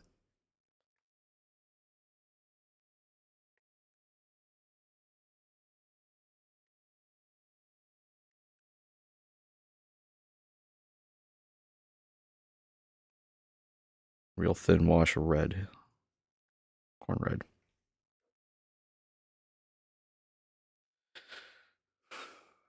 I'm just filling the space in between.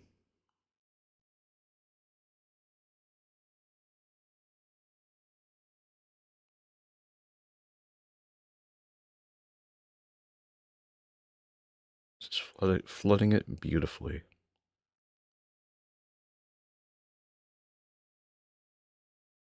And actually, instead of gold, we might... Well, no, we'll do gold. I like gold. Good, yeah. I think the red will be really cool, because that way there's just some more red on the model. Because all he has is that little cape. Little cloak. You know what? We'll choose a different gold for the sword.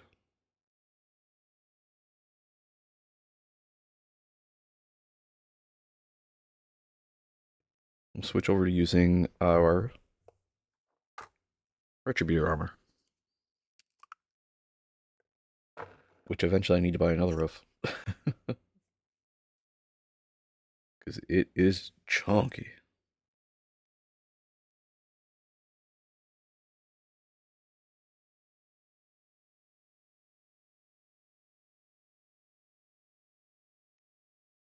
We have an ad starting in 5 minutes.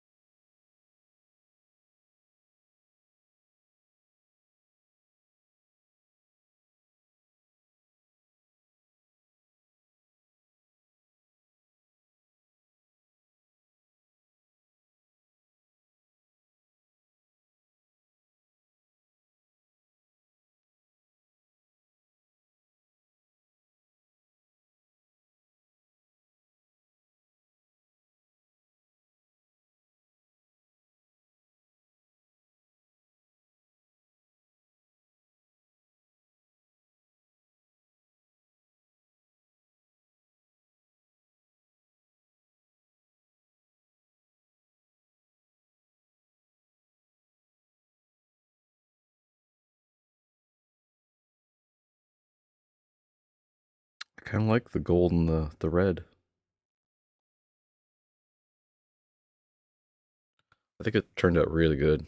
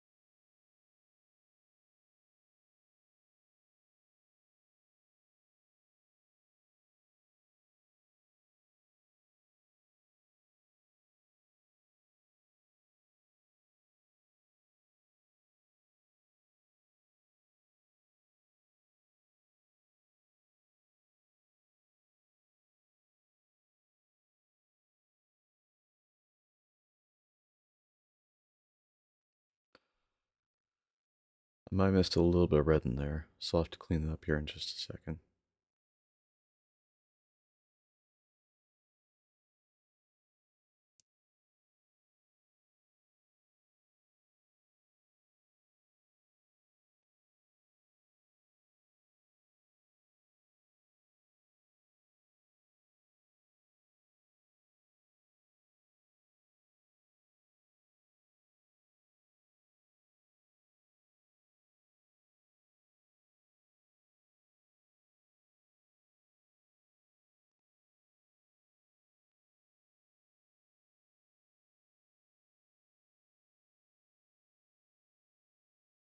I got some gold in there. It's okay though, we'll clean it up with the corn red. Not too worried about it.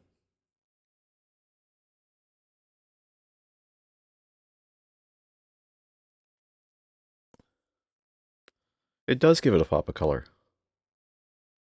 Just a little bit of a pop, just to make it stand out.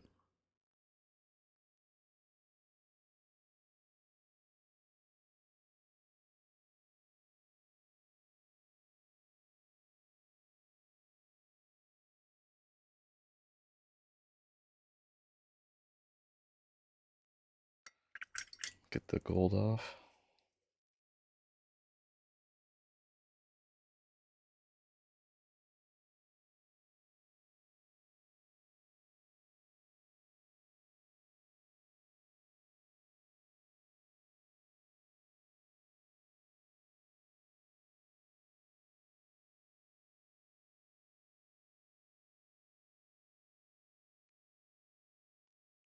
More corn red.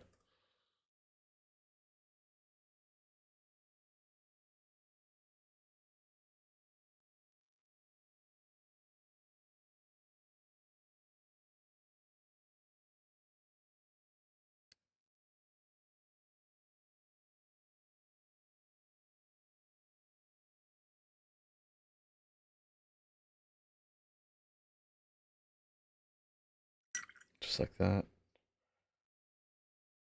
Gold. Back at it with the gold. Yeah.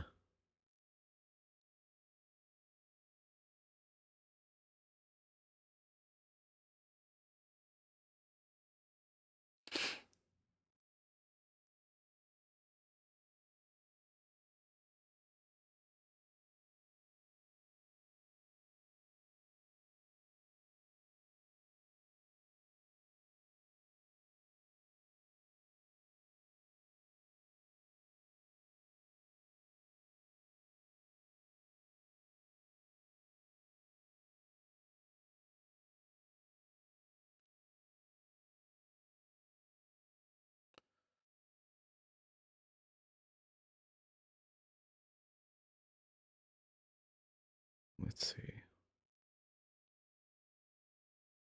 God, so much tiny detail on such a big weapon. Games Workshop really wanted me to spend all my time doing this. I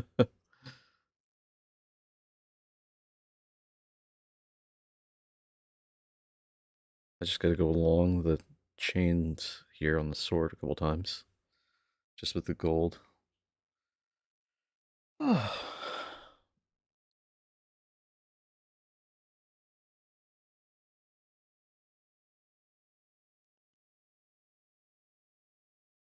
And I'll have to go back and clean up the red again, but it's no big deal.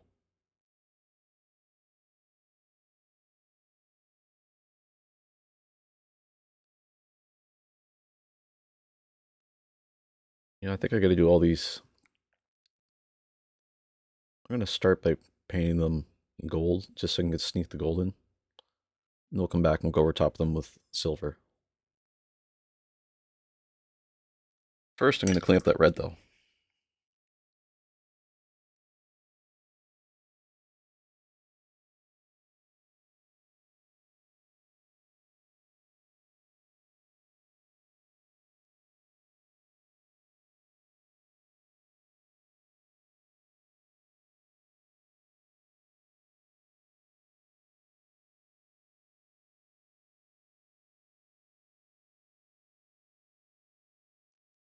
Yeah, that red works really well there.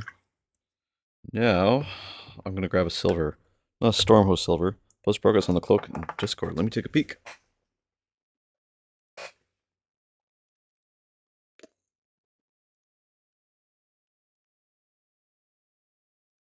Bro.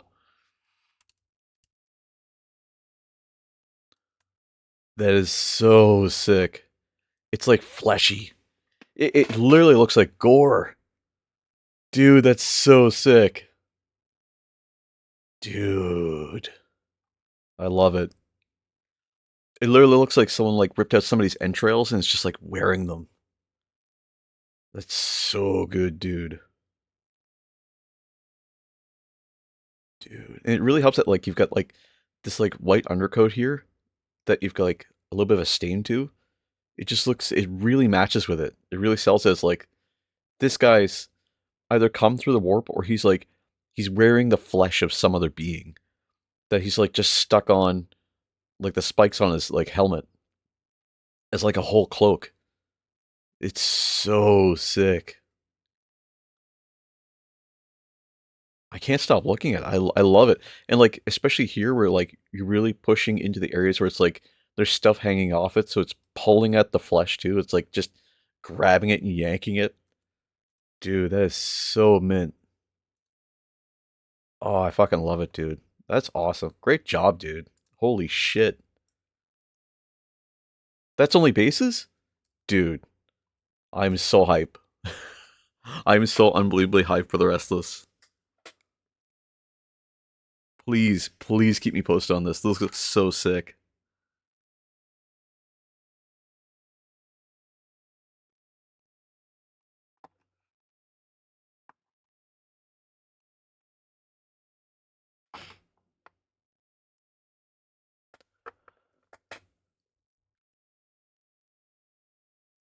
Need a shade, blend, and highlight. Nice.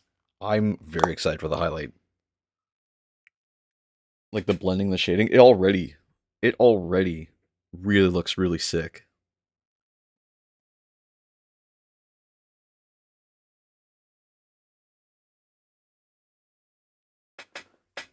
Like it already makes me really jealous that I'm not painting my own, like,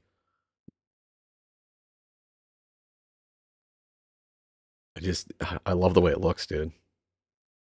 It's why I keep looking at, like, painting up some Death Guard. It's just because I love the gory, like, body horror stuff. And I think it's just, like, maybe it's, like, a Canadian thing to love body horror, but, like, it's so cool. Since I don't have Kislev or Cadian, you look at them. Or you build a mix your own. I mean, actually, you know what's really cool? Let me help you out. I've got a way that I can help. If you want to make Kislev flesh, I've got an app on my phone. Not sponsored, by the way. Just I picked up one day because it was really important to me. It was called, if I can find it here, Miniature Painting or Miniature Painter. You can find it on the App Store if you get like a Google Play Store, I should say. Miniature Painter Pro. That's what it is. So you say what paint brands you have and what paints you have, right? And then you say, I want to mix a color or whatever. So I've got all these other palettes here. But you could say I want to mix as paint techniques, like different things. It's so sick. You say inspiration. Well, here's where it come. You say mix your own colors. Here we go. So if I want to do, let's see, my own color, I could grab the hex color code for it for Kislev Flesh, which I don't have anymore. But if I were to do something like, I don't know, we'll say this color, right? Or even over on the flesh tones, we'll say it's basically this. What tells me I can use 3 dots of Tolerant Sand and 1 dot of Baneblade Brown to mix to this color.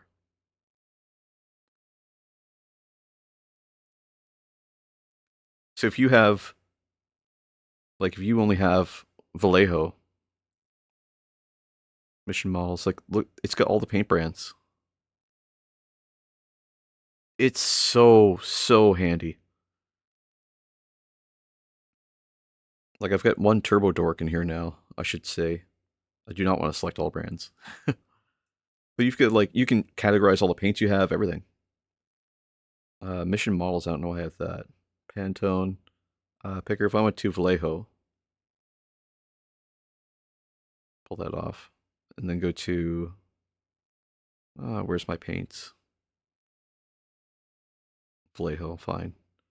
Paint settings, and then go to Vallejo. I can select all and then deselect all, and then say I only have, we'll say, let's see here. What's one of the colors I have? Game color, Game Air. It has every single paint you could ever imagine from Vallejo in here, for example. I could say I've got leather brown. So then I can come back to here and say I want to mix a color. And we can use leather brown here. So I could say just them or just that. Or I could say I want to do less of this. Let's say I want to do, I can name my paint too, so I can reselect selected paints. I want to do this color. And then say I want to do Citadel and Vallejo.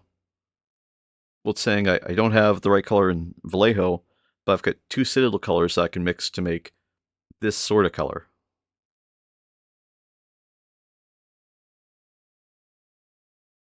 Now, it doesn't always get it right. It knows that it's trying to get to this color, but it's here. You can increase the colors in either direction, too. So if I said I wanted this color, it's still going to try those two. I haven't put in all the colors I have in my library, but it'll mix it this way. I can even say ignore metallics.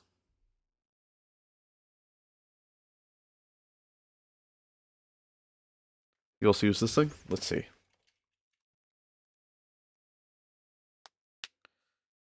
That is so sick. Holy shit. I'm putting that in my bookmark bar. Thank you. Damn, dude. Where did you find this?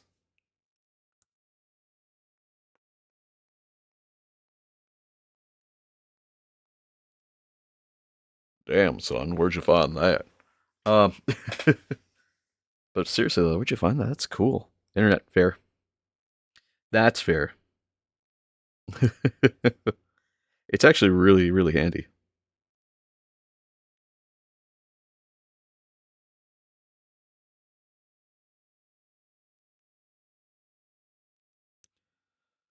I'm just painting my thing here, Corvus Black.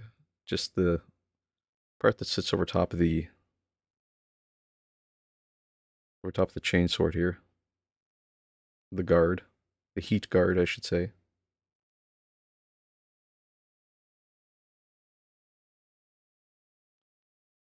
Grab a little bit more of that gold, just because I saw a part that could use the gold.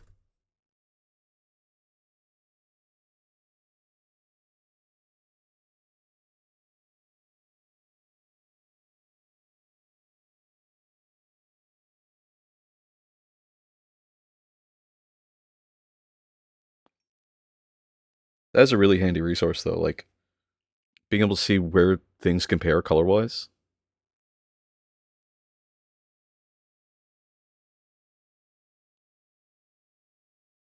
So I'm always someone who's like, I need this paint, but like it's not in stock.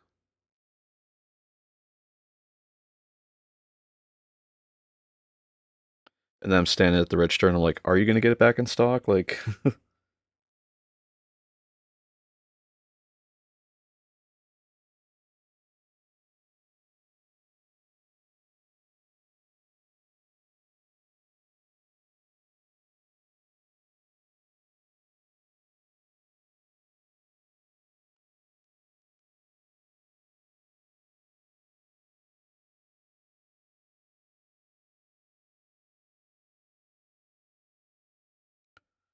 okay, I'm going to grab a little bit of that corn red from earlier. I'm just going to do the handle here, just under his hand.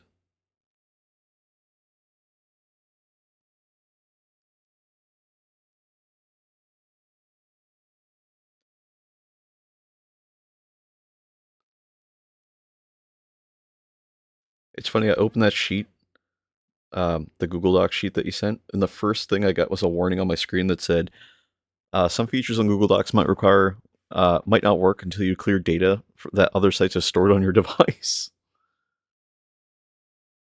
It is a gigantic sheet. Good reference material, though.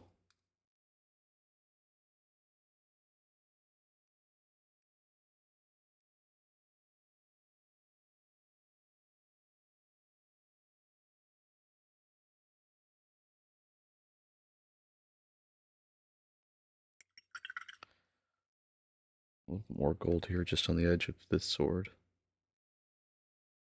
Cool. And I'm going to grab my silver. I'm going to grab Iron Hands. Sorry, my phone is going ballistic here.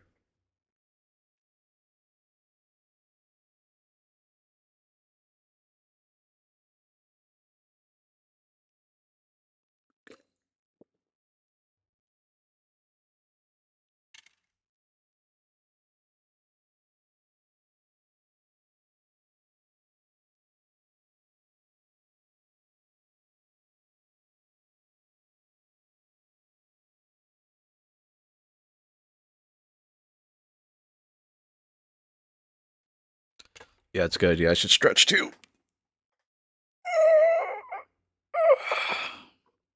And actually, I'll be right back as well. I have to use the bathroom.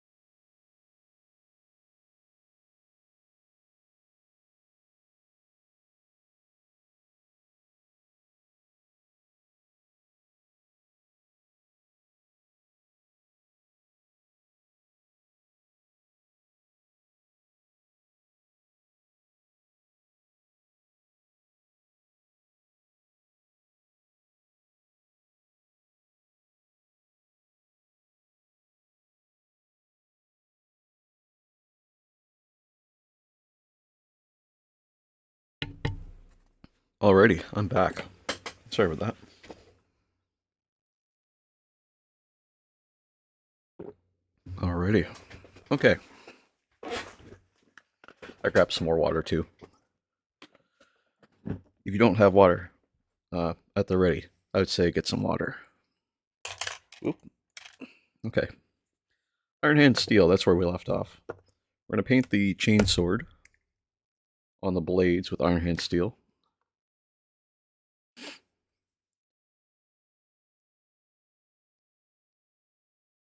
And then a little spike at the bottom here. I'll do the spike first.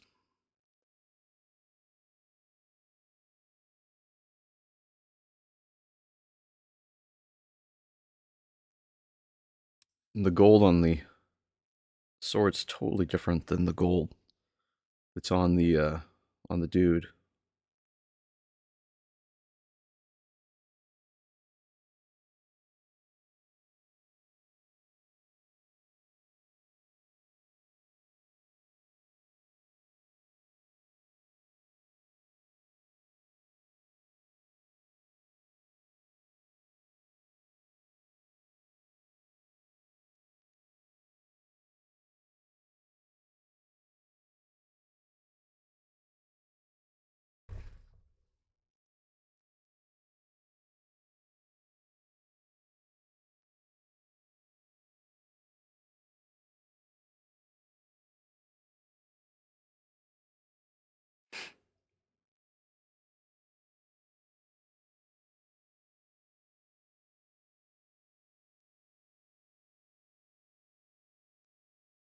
Okay.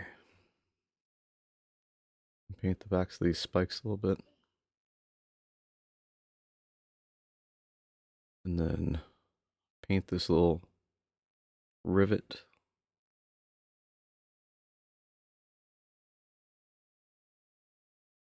That's silver. And then paint this little rivet silver.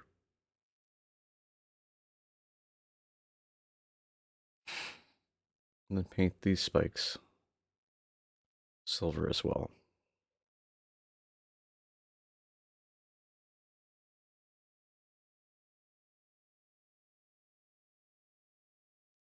In hindsight, I probably could have painted them bone. That would have been cool too, but I think Iron Hand's really cool here. Just the silver on it.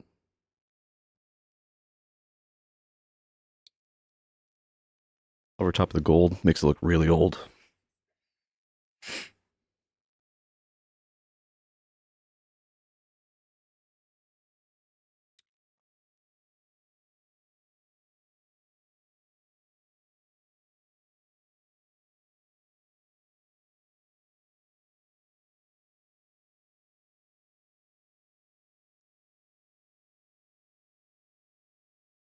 And then on the back of the spines.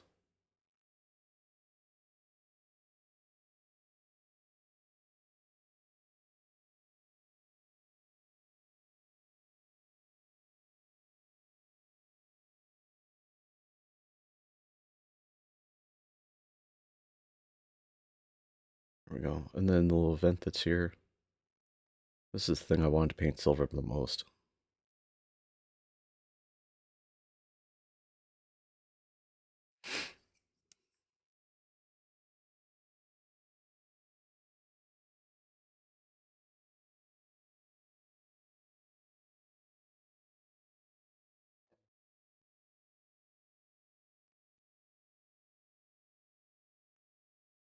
I do need a little bit of this Carvus Black just to put just on this piece here.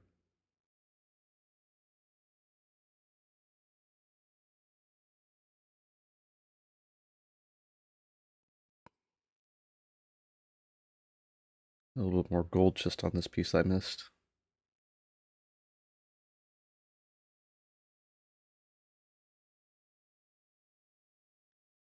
And just a touch of silver on top of this thing.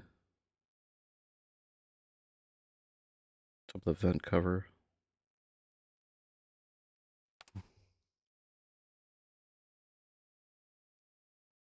Oh, I keep getting out of view. Okay, now we need a little more Iron Hands here just because we're going to do the vent hoses on his helmet. Then the hoses on this side of the helmet. All the way to the back. Along the side of his helmet up here.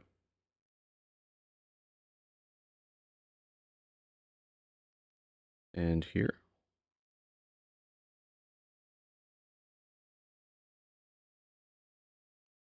And then on his stomach here.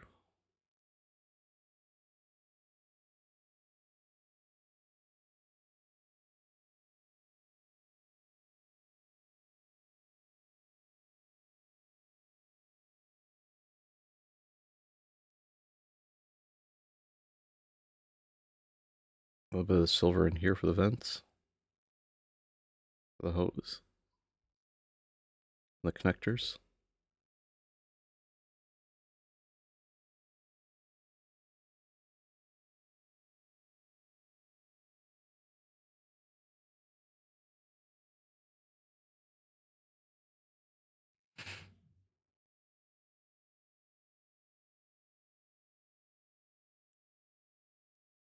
A little more gunmetal down here, just on the star that's around him.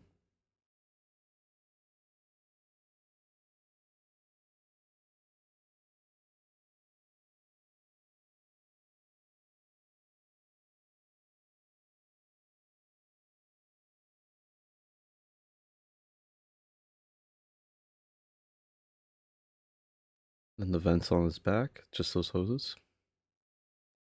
And the vents themselves.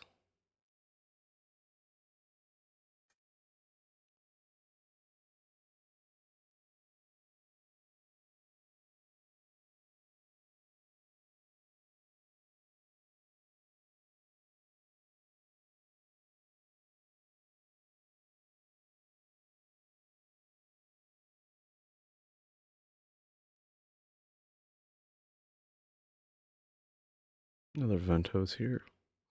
Another hose here. Leaving the connector silver.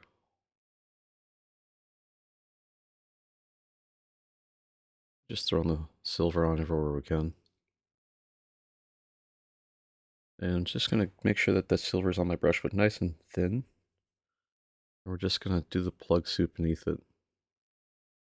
Just trying to catch it as we go.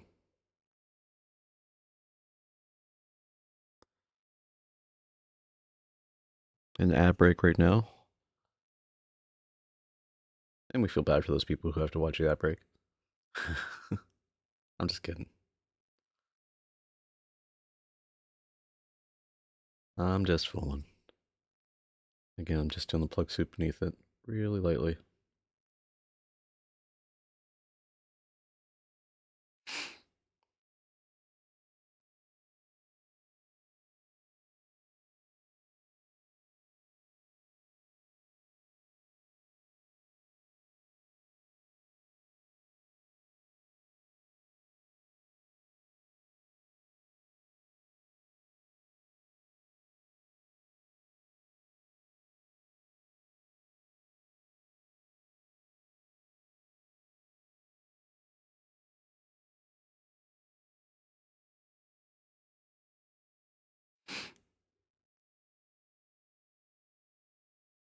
There we go.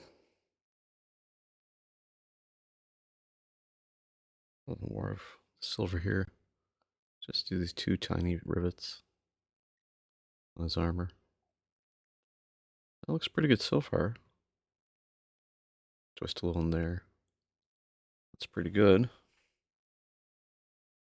Still gonna grab a little Corvus Black here just to clean up just some of that extra silver that went over on the guard.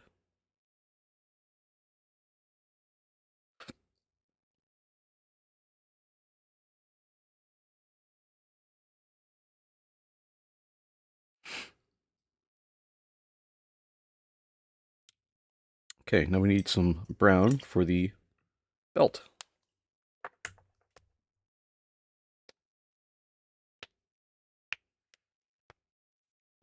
My hand can come back to life. Okay, another base color.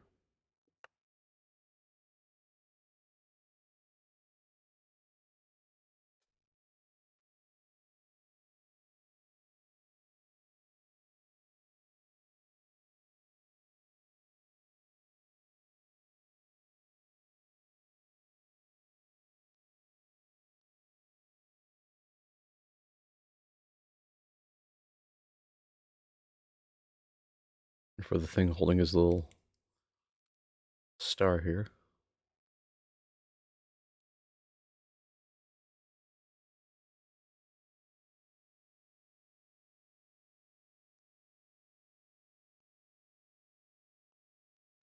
There's a little spot here I could add a little bit more silver. Just here on the side, just sneaking in.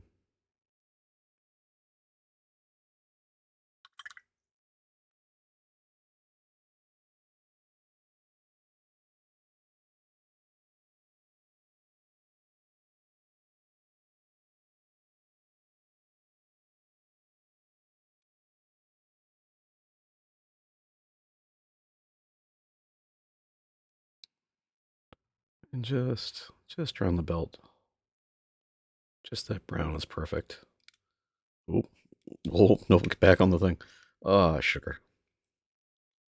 We're still gonna have to add some effects to this guy too, but we're getting pretty close to the end here with him, which is good.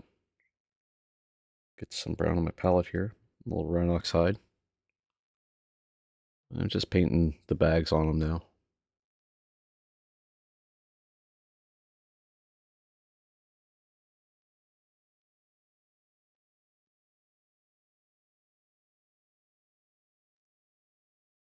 Hey, welcome back.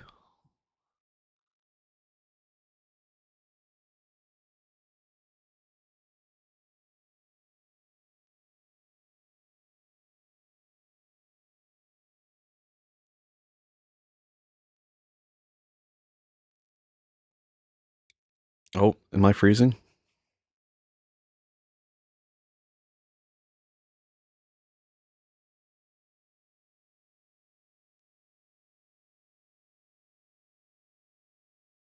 Looks like he has a little grenade on his pouch, so we'll have to paint that too.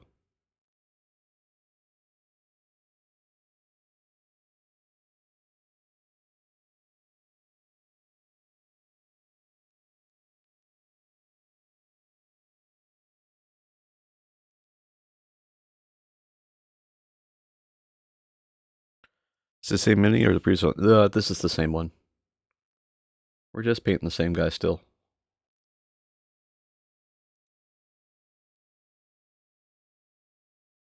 We got the chainsword done. Fuck, I paint fast. I know, I'm sorry. I get in the groove and it just kind of flows out of me. But I'm also just doing simple colors right now too. The bigger minis that need a little more attention, I spend a lot of time on. Like an insane amount of time.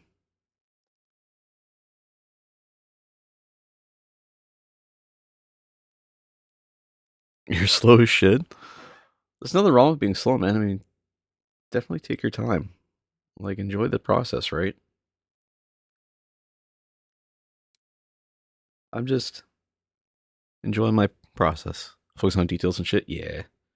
I have found that I leave details for last now. And to be fair, this is a mini that we primed last time. The last stream, we painted him black.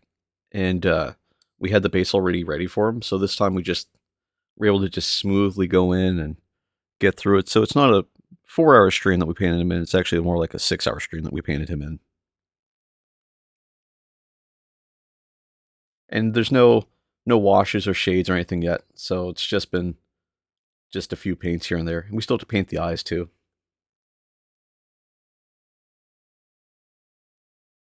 I'm just doing the color blocking right now for some of the easier to reach and bigger details.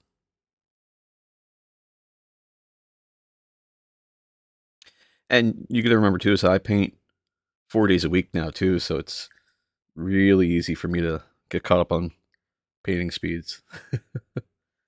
When you paint Tuesday, Wednesday, Thursday, and Friday.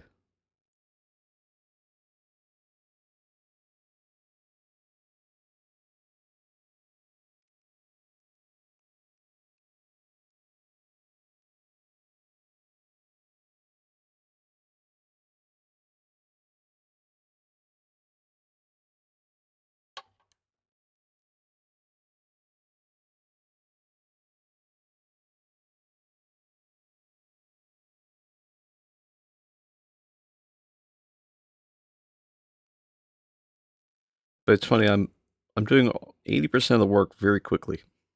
And this is the important thing. Wait for the afternoon shift, I'll be able to paint from morning then. Nice.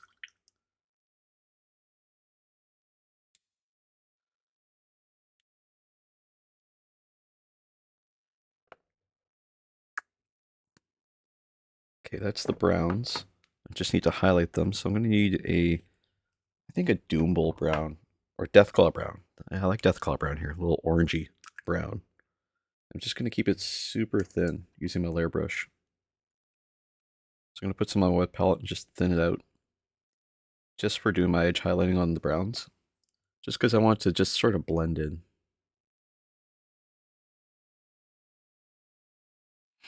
It goes on really bright, but it'll blend down.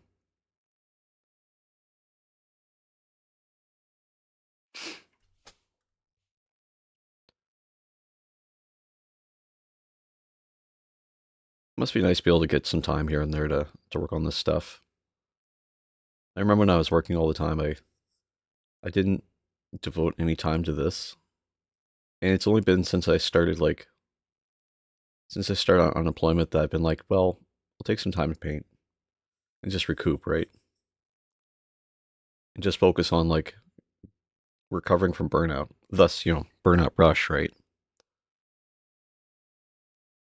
And since then, it's just been great because I've just had time to just focus and sort of breathe.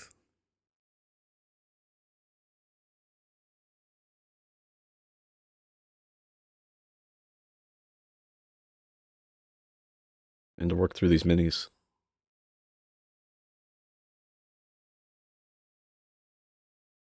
Just painting the detail on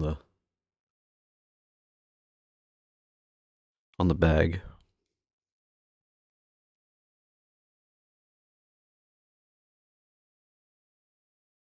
Just real thin layers.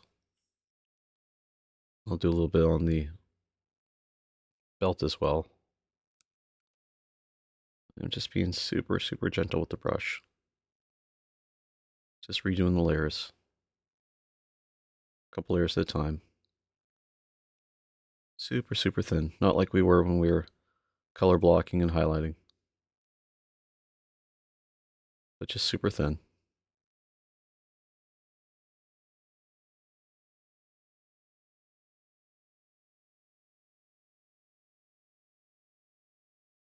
The other thing too is if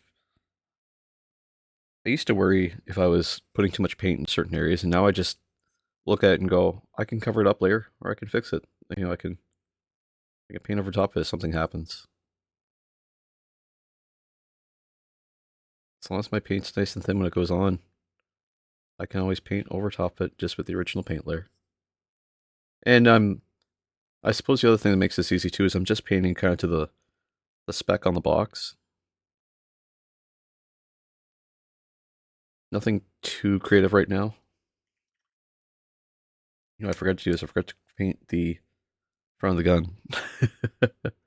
I just realized that.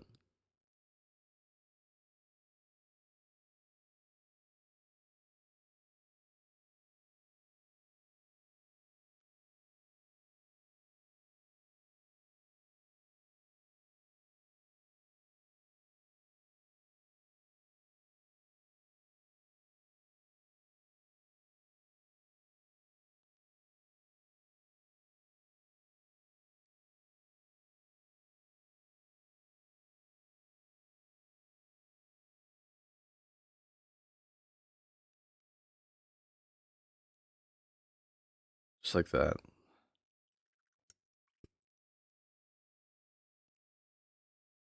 What is the afternoon shift for you? Is that like noon to 8 kind of thing?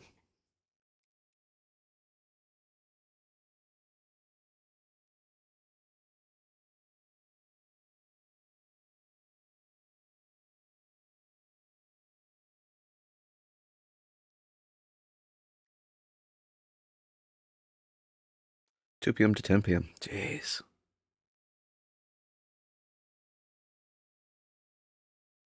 When I worked at Walmart, my shift was 3 to 11. And it kind of screws up your whole day because you end up losing like the ability to go out and get stuff done.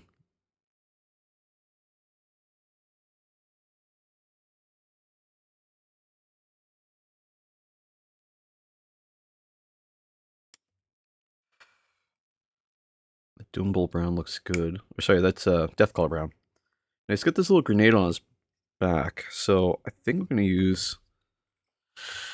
it's the Imperium, it's the 41st century. 40,000th century, rather.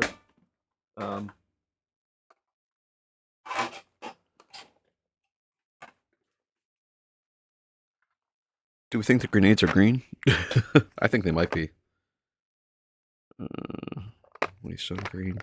I don't want to do moot green. I have all my orc colors here still. Let's do Warbross. Warbross. Calibite and Morboss. Start with some Warboss. Oh, actually, no, we'll do it the other way. We'll start with some Calibrite.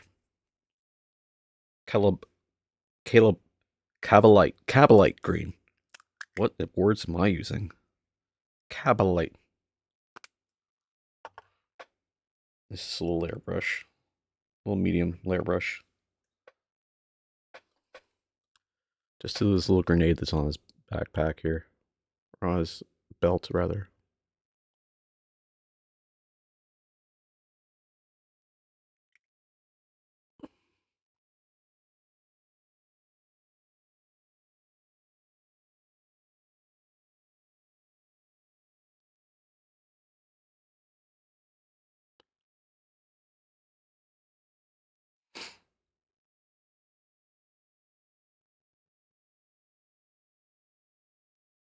Now, the unfortunate thing is I'm going to miss the Tuesday stream.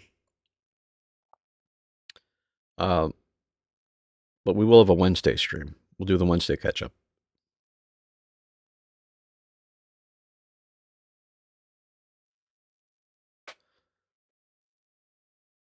Because Tuesday I've got to go for my driver's test. Which is extremely important at this point in time in my life. So I've got to get on top of that and get that done. Ooh. Warlock green is like too thin. I'm going to shake it up a little. There we go. Cabalite can go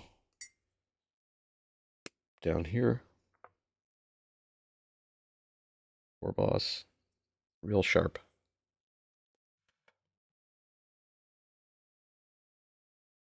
Add a light green highlight here. Not much to see, but just to know it's there. And then some of the silver. I'm just going to grab some iron hands. I'm just going to go over the tiny little bracket holding it in.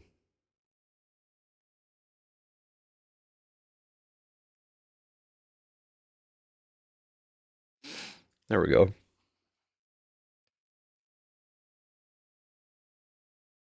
Okay, I think we're ready for rust and wash. Oh no, I forgot to do the eyes. Aha, I knew I'd forget something. So I need gray sear, I think is the right answer here. Oh, need a sip of Coke is what I need. Diet Coke.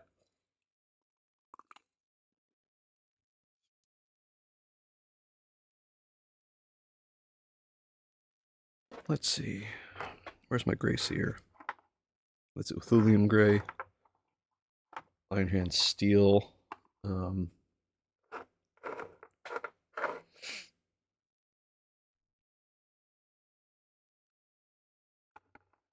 Is that my gray sear? It's Dawnstone. It's pretty close, but it's not the same. Oh, I'm cold. Freezing. Necron Compound, Dark Reaper, Scavenlight Dinge, Fenrisian Gray. Ah, Gray Seer. Grab a little bit here.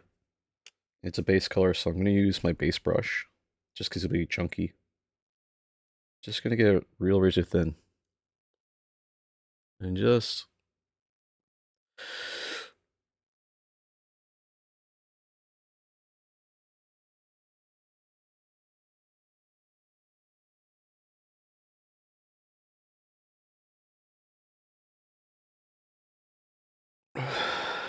like that, and a little bit more.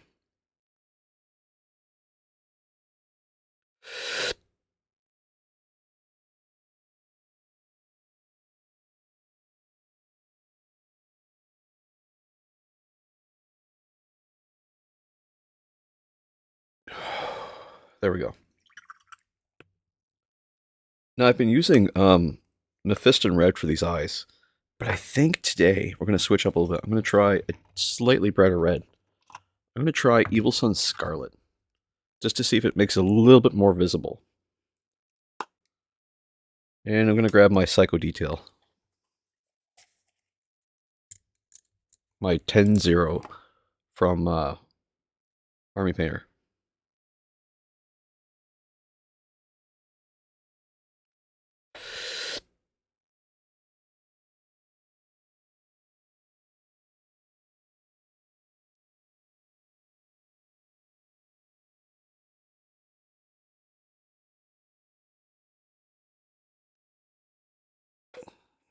I kind of like that.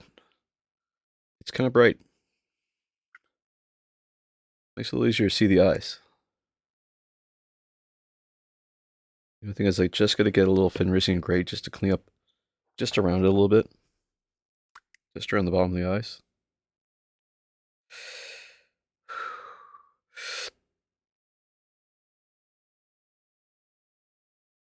If you wonder what that sound is, that's just me holding my breath.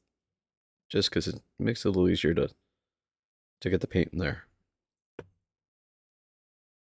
And what I think I'd like to do this time is I want to do something a little funny. I'm going to grab just a little bit of Fire Dragon Bright here. And I'm going to get it on the wet palette. I'm going to get it real, real thin. I'm going to use my Psycho. And I'm just going to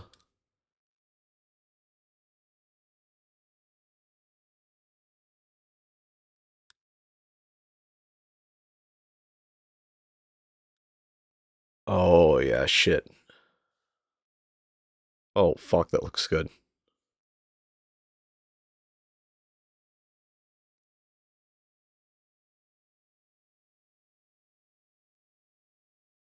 Hold on, I gotta focus in so you can see this.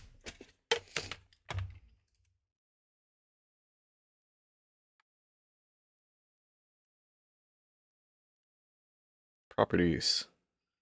Configure video. Camera control. Focus. Turn off auto. Set it to here. And then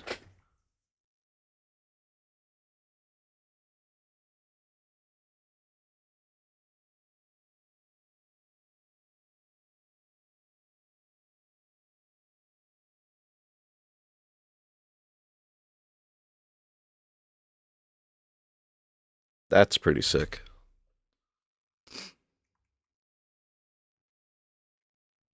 Might go back and actually do that with the other ones that we've already done. Just real quick here. Just so they're kind of similar.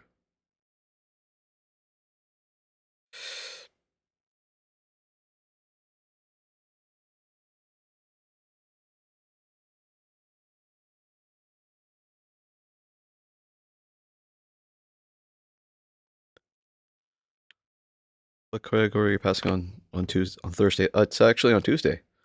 On Tuesday, I will hopefully be passing the last step. So it'll be my class 7-2,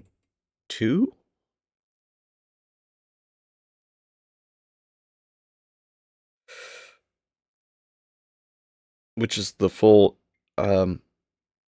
graduated driver's license.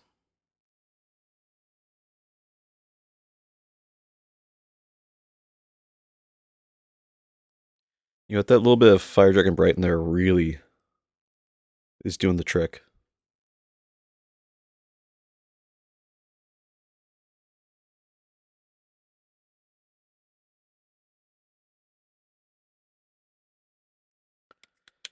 It's the driving test that you get when you're like a teenager kind of thing that you would do if you were in like 16, 17 years old trying to get your license. The problem is that I I never got my driver's license. Maybe Canada's different, but here's this vehicle's like 3.5 tons mass or category B. Oh, okay. Um, yeah, ours are slightly different. We still do by class, um, by category, similar-ish. I think the tonnage, um,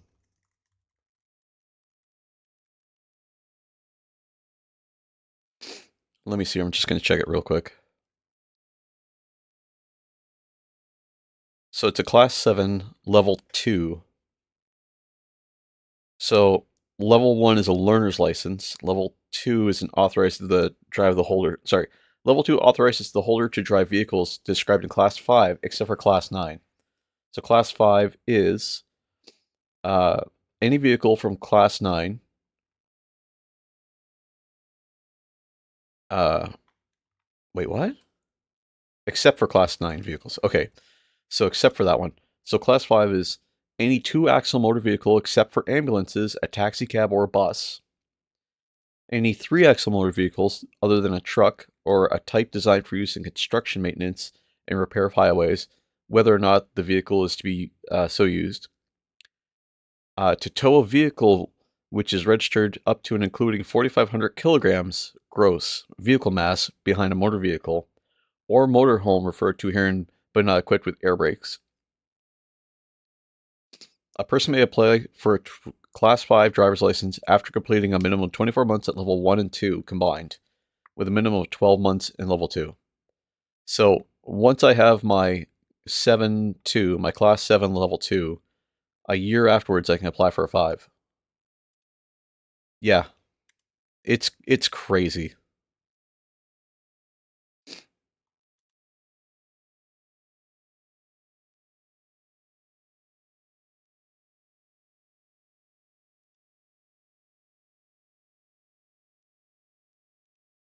Also, we have an ad starting in 5 minutes. We have other classifications of vehicles. A Class A is valid for all motor vehicles. A Class B is valid for school buses. Class D is valid for motorcycles. Class E is valid for vehicles equipped with air brakes.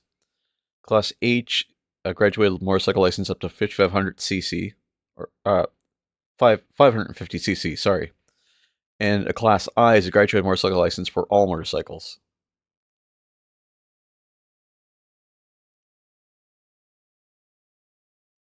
Can you tell by this image? Don't understand a bit. Let's see. It's taking a moment to load. Infocar.pl. Cool.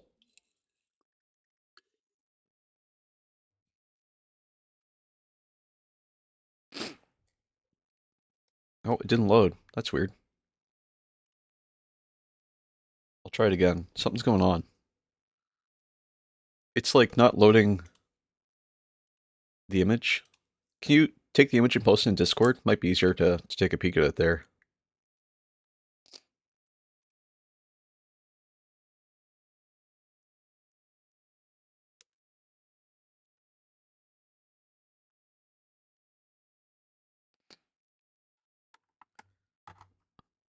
While you're doing that, I'm going to crack another Pokemon card. Ah, okay, I see it now. Wow, that's a lot easier to see what you're actually doing.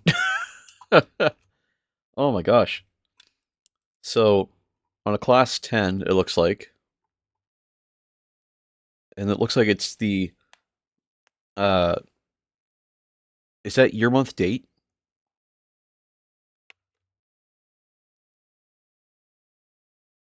Thank you, by the way.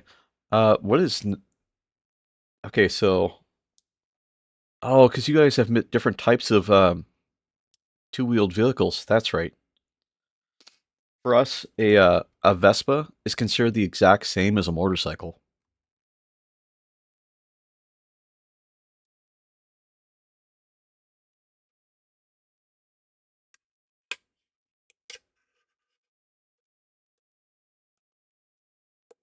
What is the car for you guys? The car is...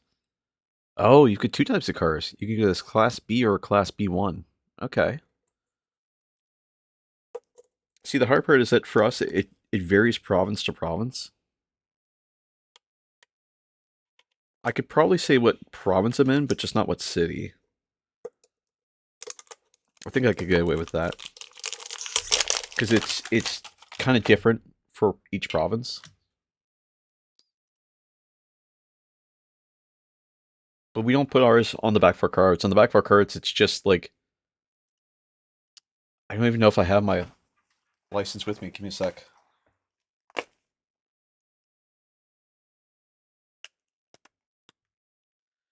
Yeah, B1 is like smaller cars that you can drive before coming of age at 18. Oh, see, we don't have that here. We have once you're if you're 16 and you get your license, you can drive any car.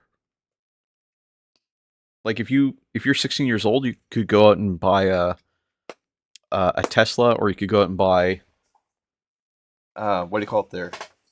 You could go buy a Tesla, or you could go buy like a Bugatti or whatever. See, for us, it's just like two barcodes, and then it just says what type of license it is, and that's it. That's all it says is what type of license. Doesn't actually say. Oh, hold on. Just realized it's like this. So it just says what type it is. It doesn't say what you can or cannot drive. It just says, "Yep, class 1." So if you get pulled over by the cops, they just look at it and they go, "Okay."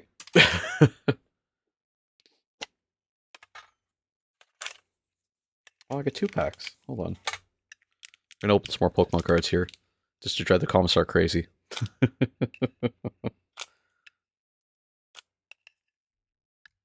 They are in there tight though. My God.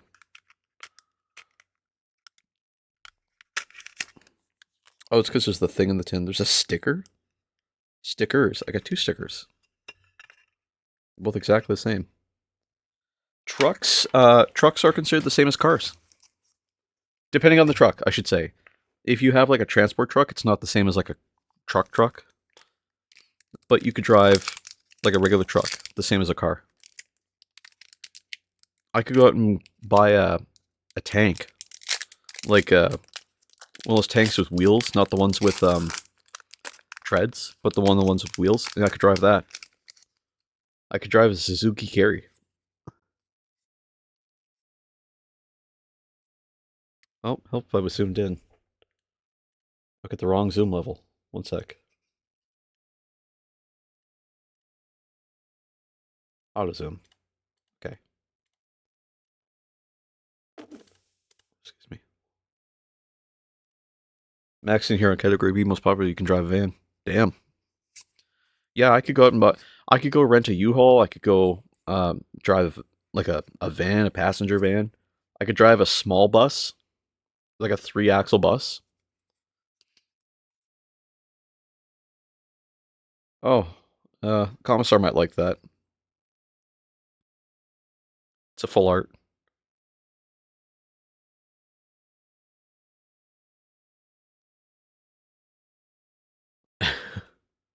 The light on it.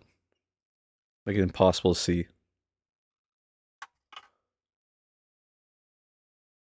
That just made it worse. The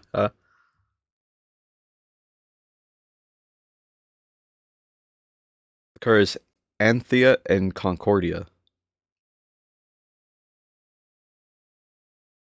I'll save it for the Commissar. She'll see it later.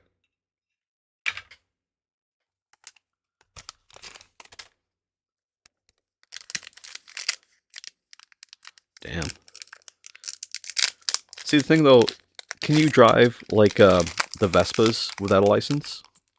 Or can you drive the smaller um the smaller 2-wheel vehicles with a really with any license?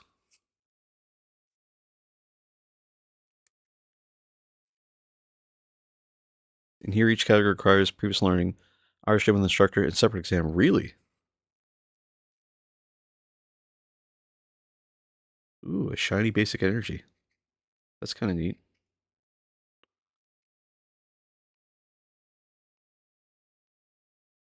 Bunch of shiny cards in here. Holy moly.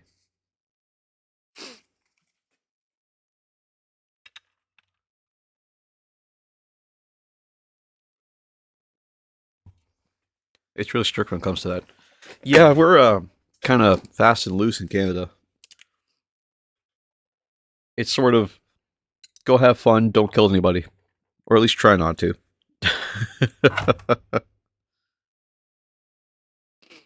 Man, I gotta get a new shade brush. I cleaned my shade brush today, and it's just flared right out.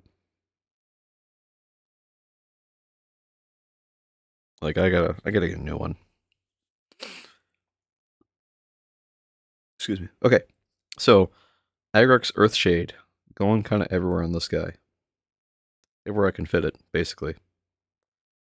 Because he's too clean. He's too clean. He's too clean, Simple Dots. He's too clean. I must make him dirty. He must become filthy. Filthy.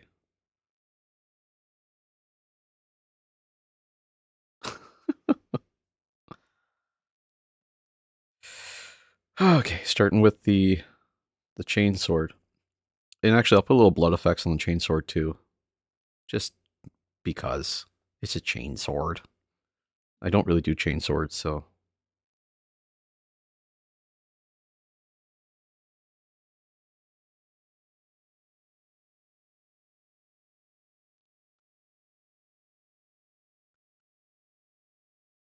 It's too clean. He must be filthy. Yeah, we're really loose when it comes to our driving stuff here in Canada. We let you drive at 16 with a parent or with someone who's been driving for at least a year, which is kind of cool. Driving tests are relatively easy.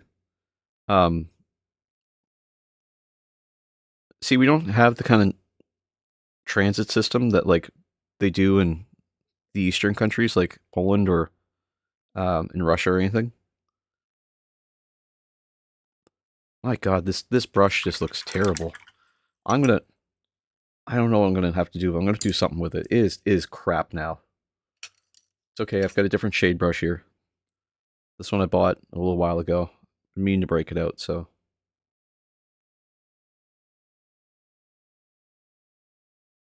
I'm just disappointed with how that shade brush turned out.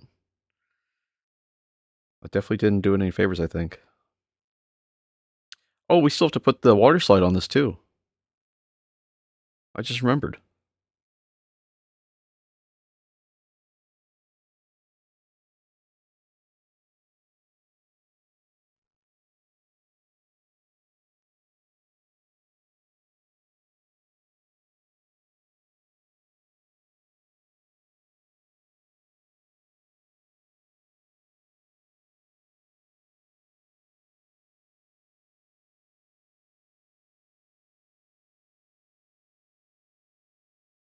Agrix Earthshade conquers all.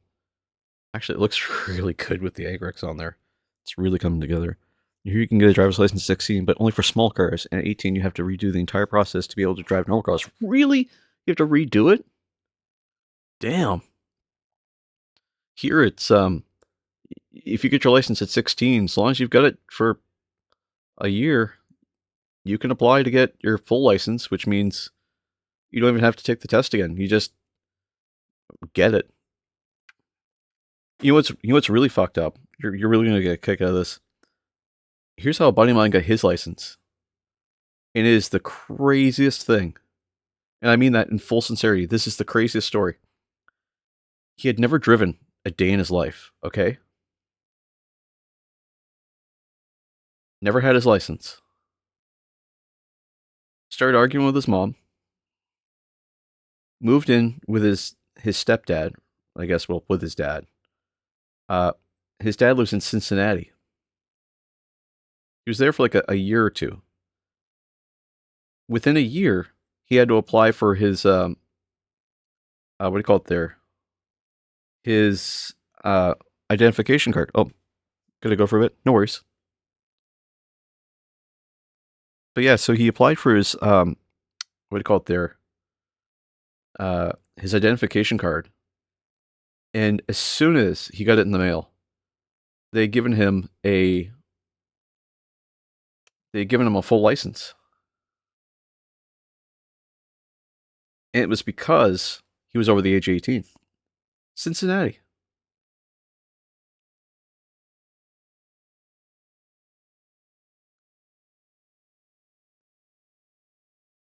Oh wait, what am I doing? I need to be holding it in the thing.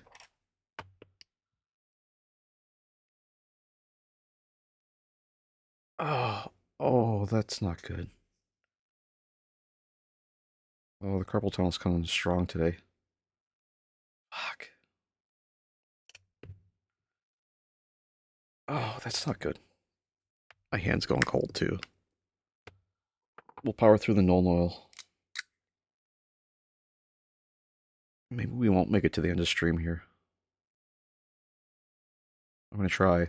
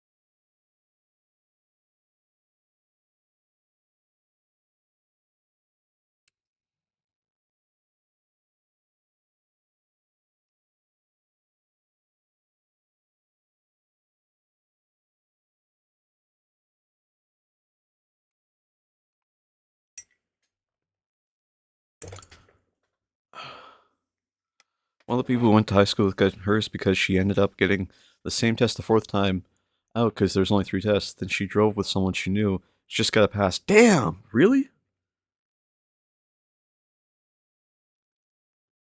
That's crazy. Also, I got a surprise for you.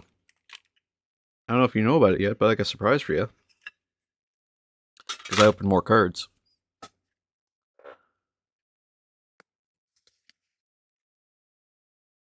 I opened the tin.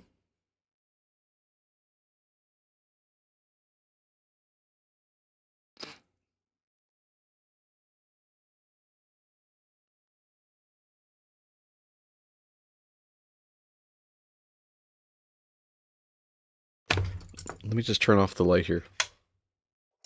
Just so it balances out.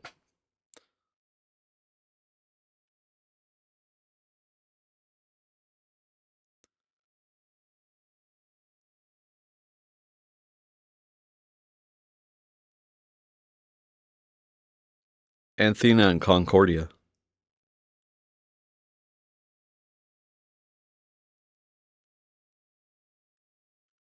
And that's before I crack into the other pack, which I'm going to do right now, just while I'm waiting for this guy to dry, because he's still drying. And we still have to do the water slide on him.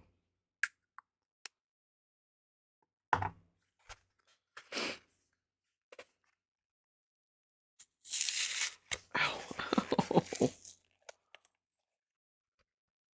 Oh, my fucking hand. Oh my god. $5 card. Nice. Watch me get a Charizard in this thing.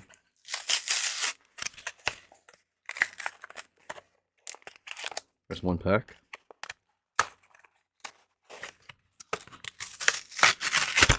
That would be hilarious getting a Charizard. I swear. Is this 2 or 3 packs? I think it's 3. No, it's just 2.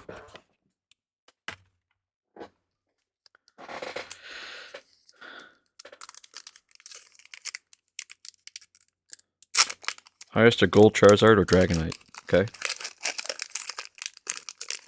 Are they like alt art, like full art things?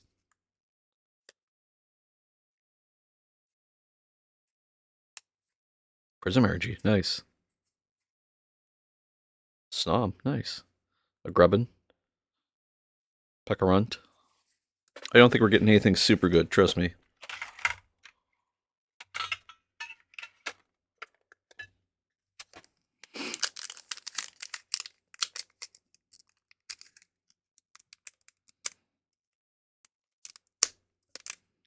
Oh my god, my hand is killing me.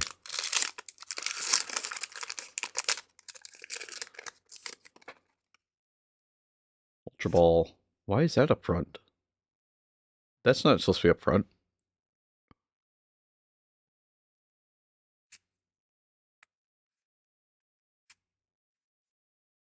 How come I got 2 energies? I got Prism and then a special Prism?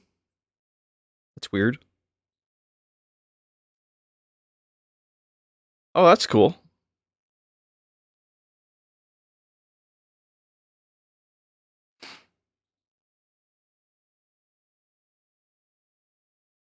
What's that guy worth? And a shiny basic.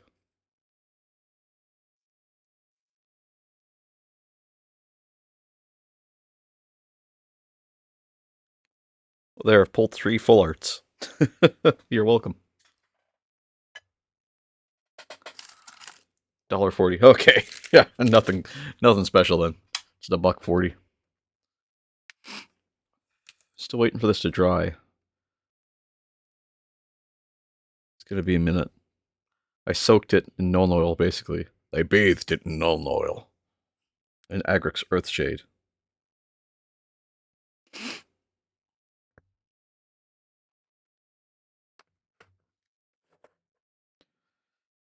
But while we're waiting, I'm gonna cut out the transfer that I need. Because I'll need a transfer here. And thankfully I don't need my wet palette anymore, necessarily.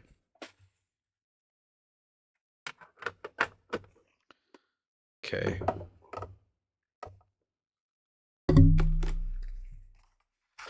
I just need my knife, wherever that went, which I think was back in here.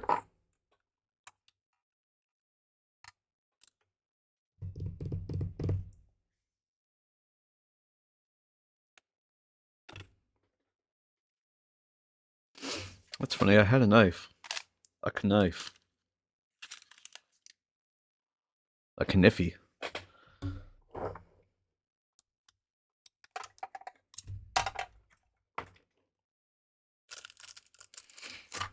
Where's my knife? Where's my knife at? Seriously. I just had it like a moment ago. It's not in my pouch.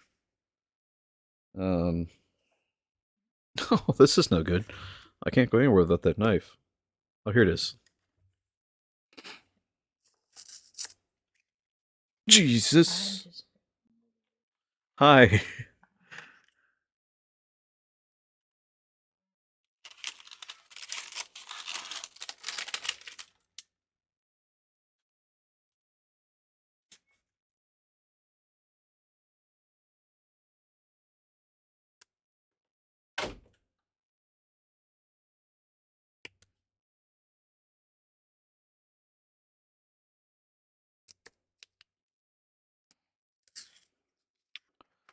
Okay.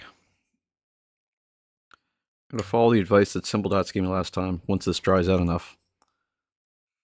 It's pretty dry right there, so I need my tweezers, which I have right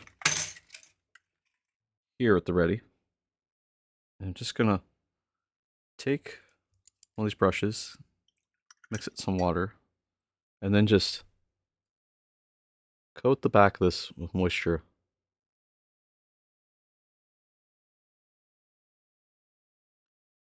Just to release it a little bit. And take the front and do the same thing. And all that's going to do is just loosen up the water slide.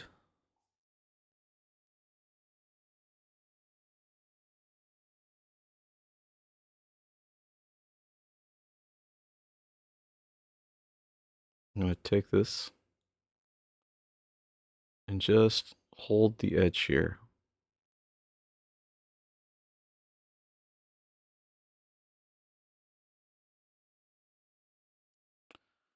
And then,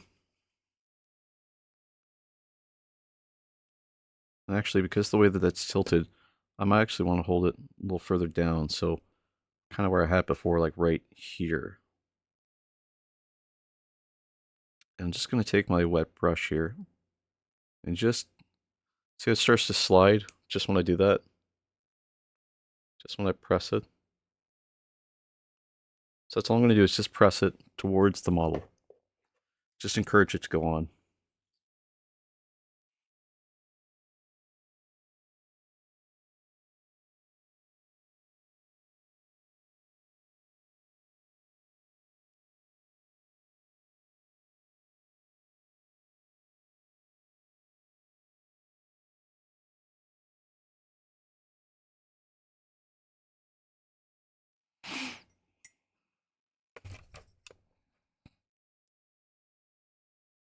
My hand cramped up. I'm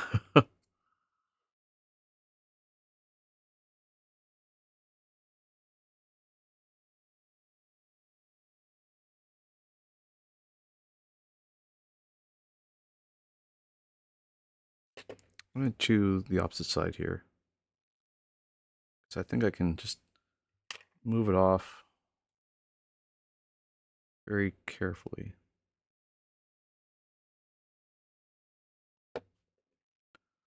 I'm going to try,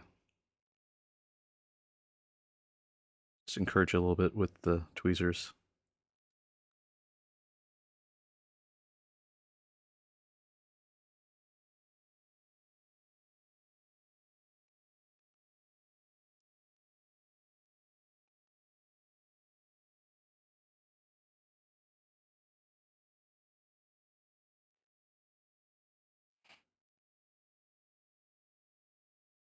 I think the Eye of Horus is, yeah, from the top down. Hey, welcome back. I'm trying to get my water slide off. I did start by using the brush, but that could be kind of challenging. I need some more water on it, so I'm going to grab a little bit of water here and just work it just under like we had. Just because it helps it slide. Just get right to the edge. And then take my tweezers. And now at the paint stripe for the most part, we're just going to, just like you suggested last time, just work it onto the model. Just like that. Grab it with my thumb.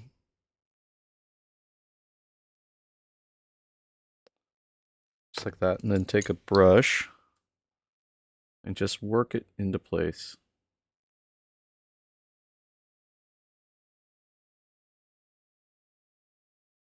Just like that. And that soaked out all the water from beneath it too, so throw some water over top.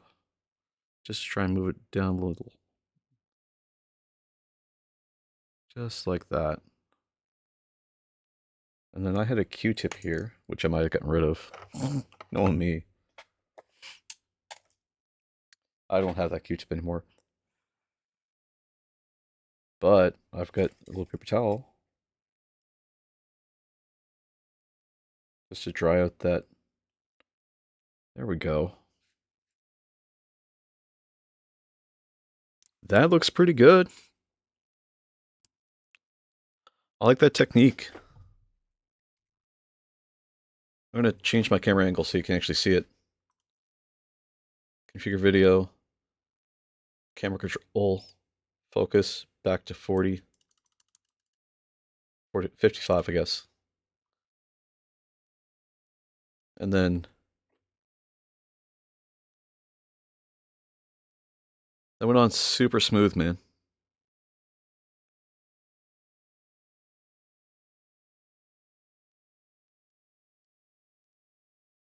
Right? I'm telling you, ever since you told me how to do that, I've been doing it.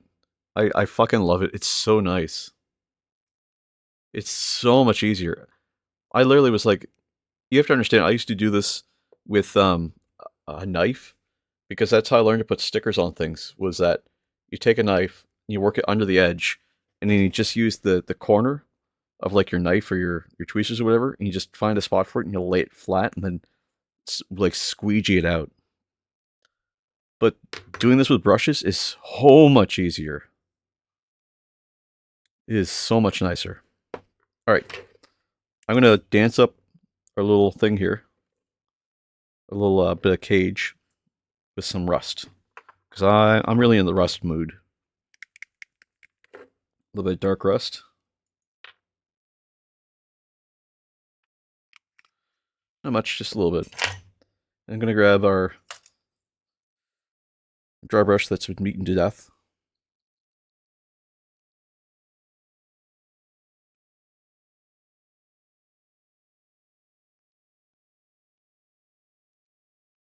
Maybe hard to see, but I'm gonna try and make it visible here.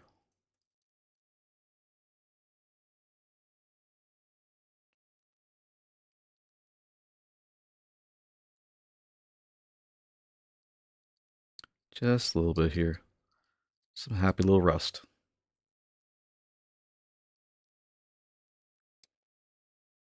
The Imperium needs soldiers like you. And that's why they're joining the Chaos Spawn. Just so they can praise the undivided gods of Malal. A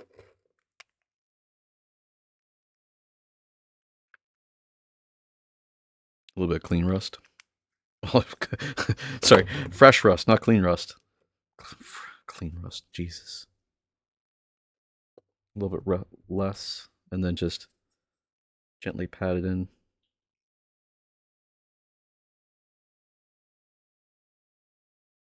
Pat, pat, pat. Pat, pat, pat, pat, pat. Just patting it on. Nice and smooth.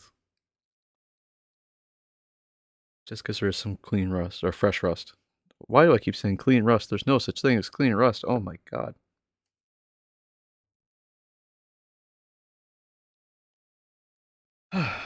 Golly. We are not watching that ad break. We're almost done the stream. I'm not. Snooze for 5 minutes. Thank you. We're getting pretty close anyway. Now I'm going to take some Agrisk Earthshade that I had here. Somewhere. Right here. Take my shade brush again.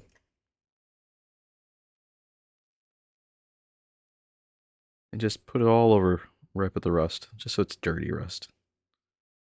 You know, as opposed to clean rust. What is wrong with me, guys? Am I losing it?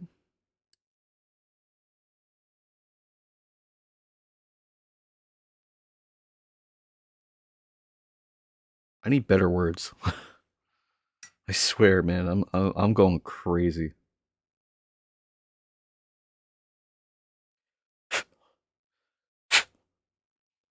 Just blowing out the bubbles.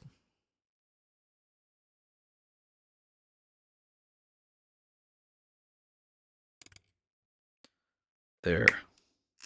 And I think that had a good payoff. I'm gonna change our focus here again.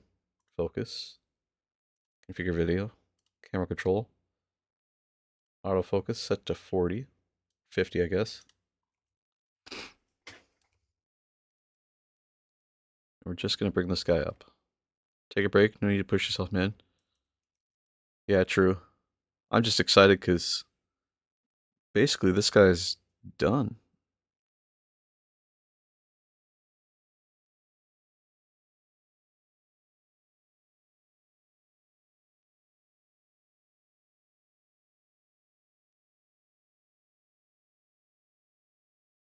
Oh, sorry. My camera's inverted, so I keep looking upside down.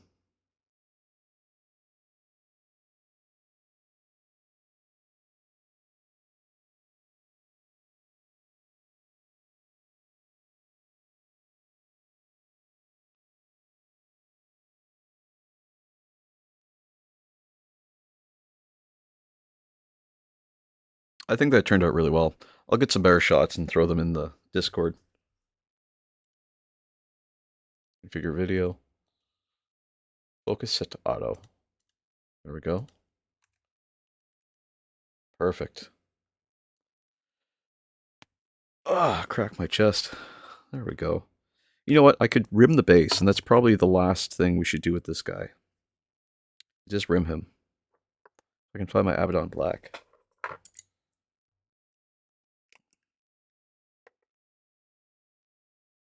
Rimming is kind of satisfying too, because it's just like the end of the mini.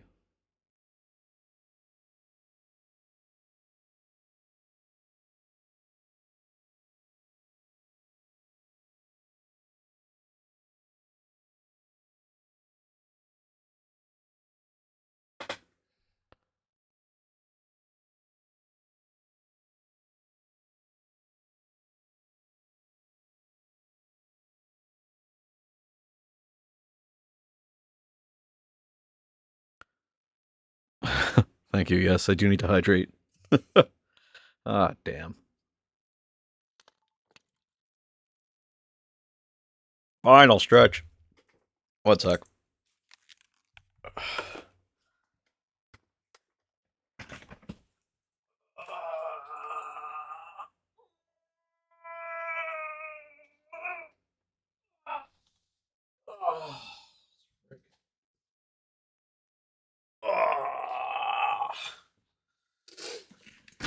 Oh.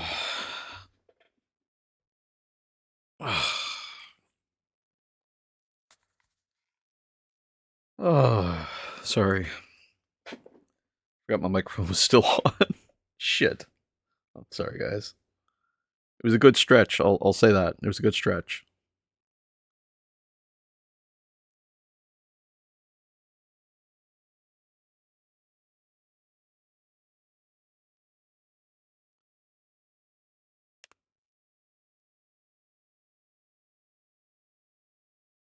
Oh, you know what's kind of funny is now the tops of my shoulders just feel, well, not my shoulders, sorry, like along the top of my back, it just feels a little numb.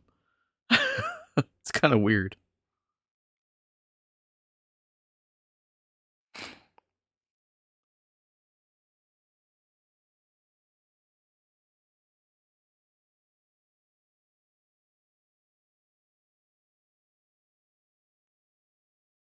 Okay.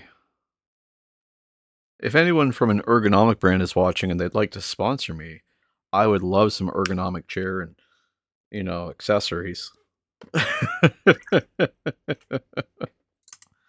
We could talk. Snooze that video. There we go. Cool. That is 3 Legionnaires done. Put them on screen here best I can. They're turning out really nice.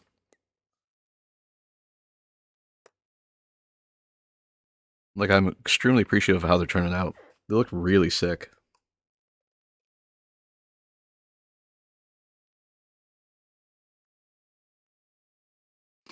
The only thing I need now is like a piece of metal to stick them to or something. That's not metal. And one thing that the commissar reminded me of yesterday is that I did promise at one point in time the followers would get their names on the bottoms of these bases as well. Simple Dots, you obviously got the master possessions. Teb and Lena, if you're watching, what colors would you like for your names on these bases?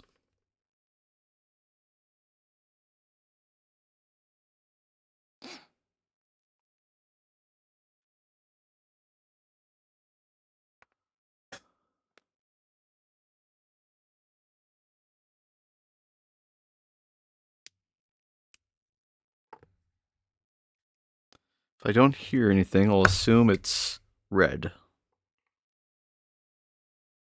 Specifically, Evil Sun Scarlet.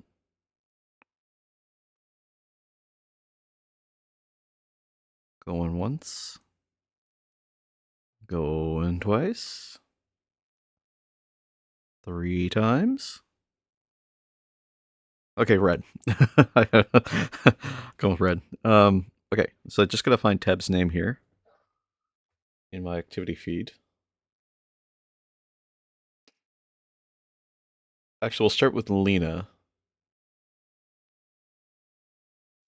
because she's subbed as well.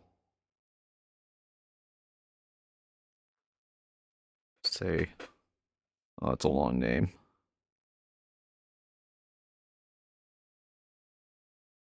Oh, hopefully I had paint on my brush. Start with the M.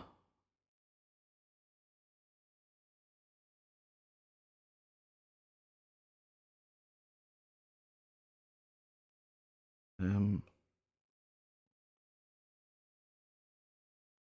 O.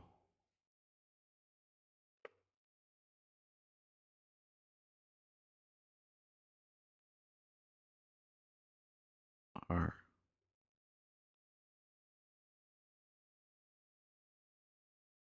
R. I.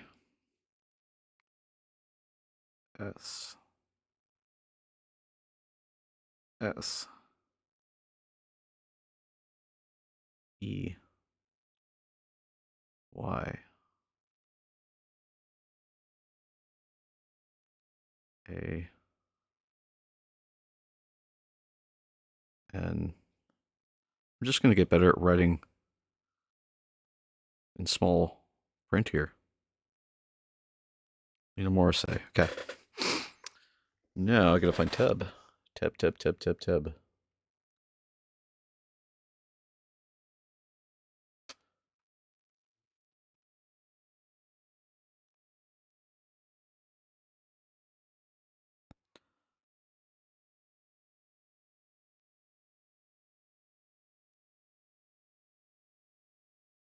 I'll start from this. I'll go T.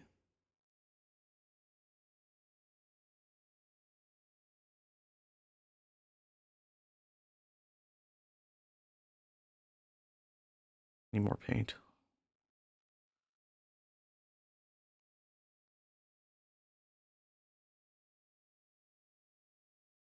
T E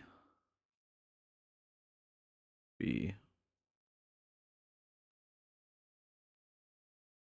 R Y N underscore B A T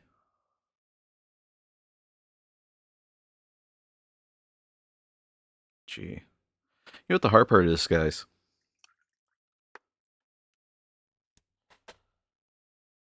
I'd like to inform you now.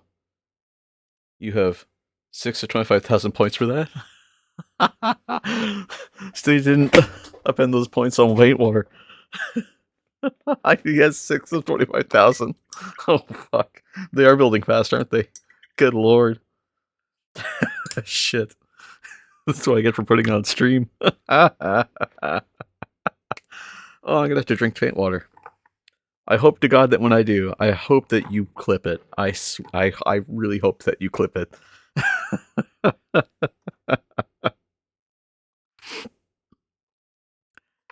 I just had a realization.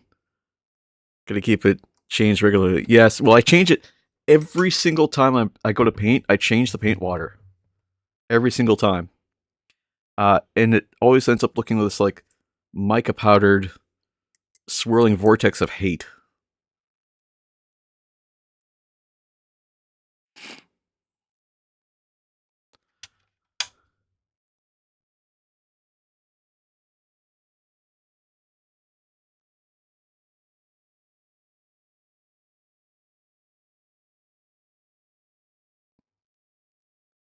I have to do it on midstream.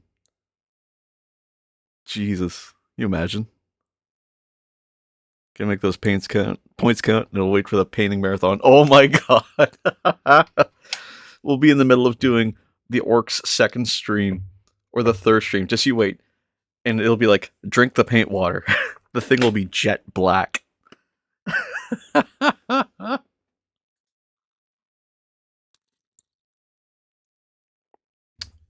Deal.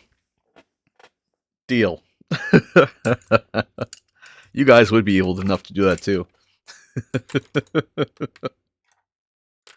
Oh shit. Well, we just have to paint those other orcs, and then we still have these Gretchens to get through too. I'm gonna open them actually, just so I'm committed to owning them, instead of just keeping them in a box under the desk.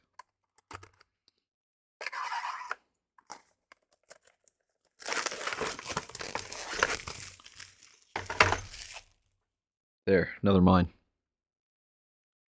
Actually, I've never seen these Gretchens either, because I don't play orcs, right? So I'm curious what they even look like.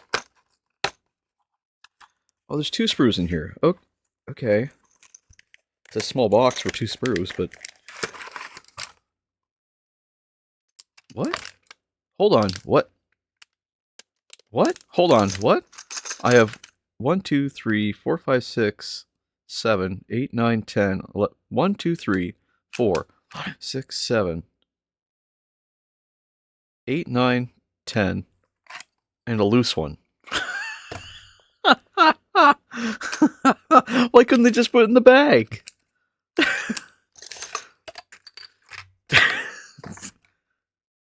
Oh god. Wait, this is the booklet? Hold on, what? This is the booklet. The booklet is, here's how you put together this guy. And these guys are just, oh, they're just already sculpted. You just clip them and put a head on? What? That's it? Dude. It's bigger. Yeah, it's true. That is hilarious. Holy shit. Jesus Christ. The one is for the captain? Yeah, that's true. He gets the 32mm base and the... Oh yeah, thanks Games Workshop. Blue means variant. 3 shields means choice of parts. X2 means repeat process. X7. So I have to make 7 Gretchen. Hold on. That's really confusing. What? What? Hold on. Make this guy. This guy makes sense, right? Ad's about to start in 5 minutes. Do 7 heads on 10 bases. Wait, do some of these already have... 3 of them already have head sculpts. What? Hold on.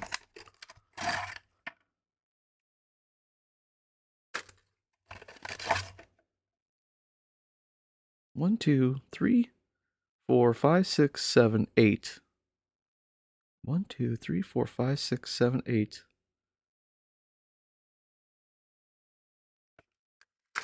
9, 10. They don't have head sculpts.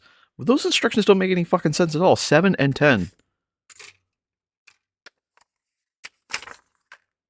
This is why the Templars had issues? Yeah. This is weird. I mean, I'll still... Yeah, we still gotta do this on stream. We're definitely doing that, another orc stream, without question.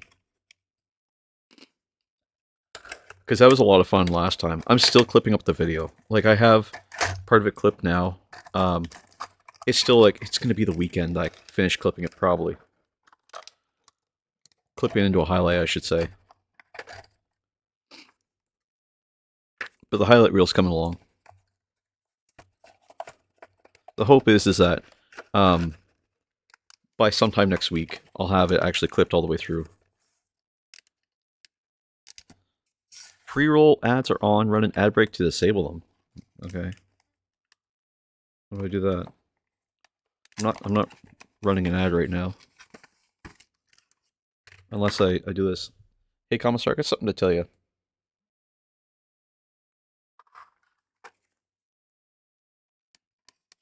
I just ran an ad. Oh, now it's running.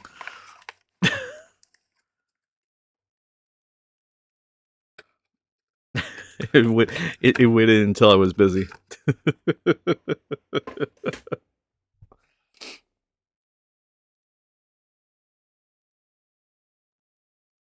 Yeah, they totally could have been consistent, but they chose not to be.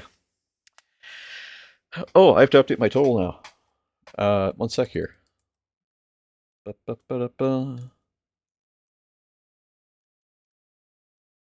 we did 3 Legionnaires. And I need to open the malls completed lists. Nope. I need to open the malls completed on stream, which is 15.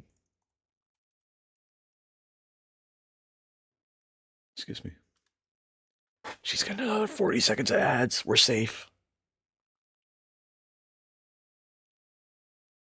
Now's the time we can talk about all the model stuff we're going to buy and all the money we're going to spend on more models. We're going to buy a bunch of models for stream, boys. Ayy.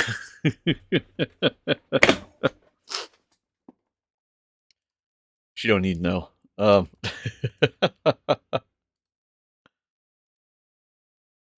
Turn the zoom back out. There we go. Zoom.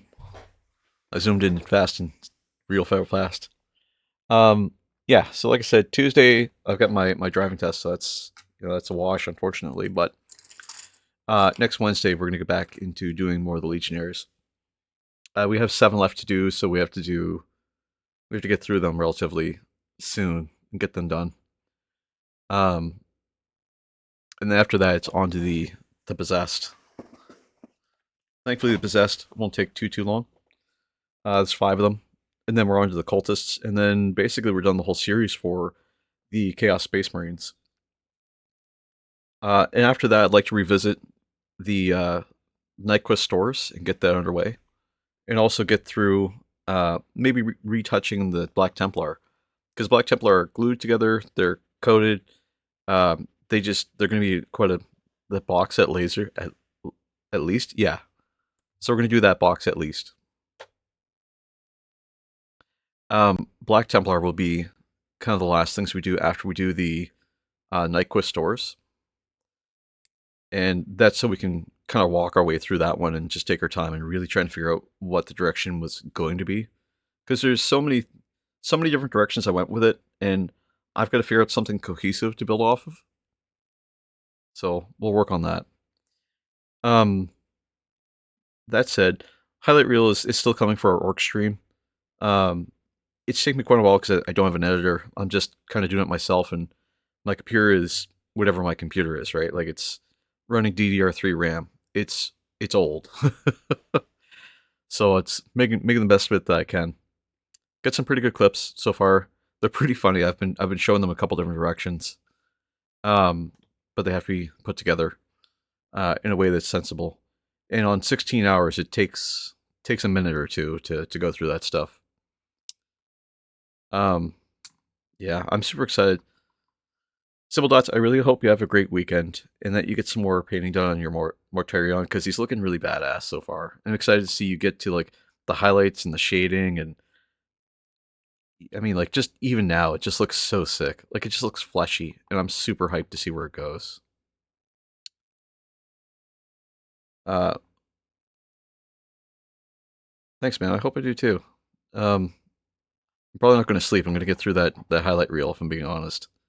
But I'm excited because, yeah, I'm excited because the commissar said that I was getting pierogies today, so I'm pretty excited for pierogies.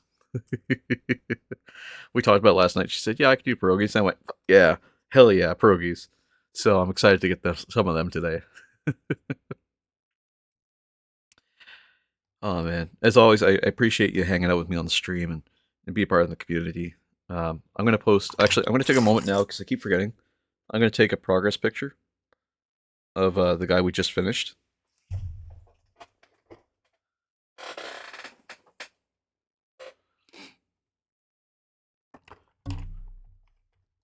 and of the minis that I have the names on.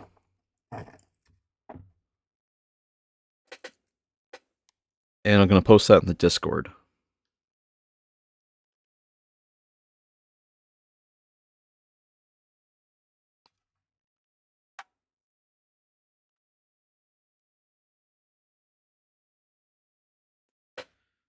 Just because I almost forgot to leave a progress picture last time.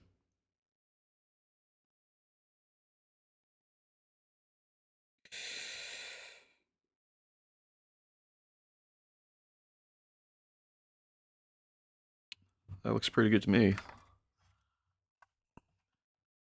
There we go. Just gonna put that up there now.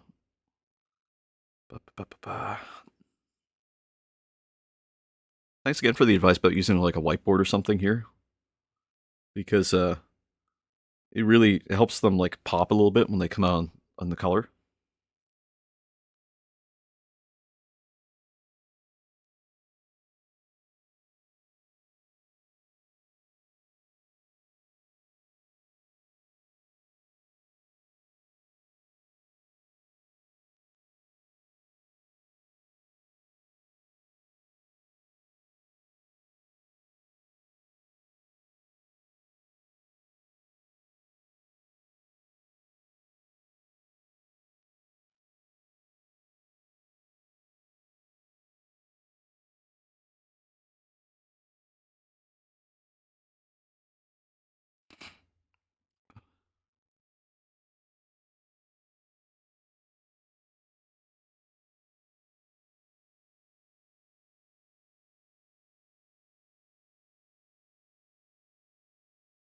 Perfect. We're all caught up. You know what that means. Glory to the Chaos Gods. And praise the Emperor. Anyway, as always, I'm happy to stream. I'm happy to have a community like you guys. And I hope to see you Wednesday when we get back into it and paint some more really cool Legionnaires. I'll see you then. And if I don't see you before then, have a good weekend. Have a good time.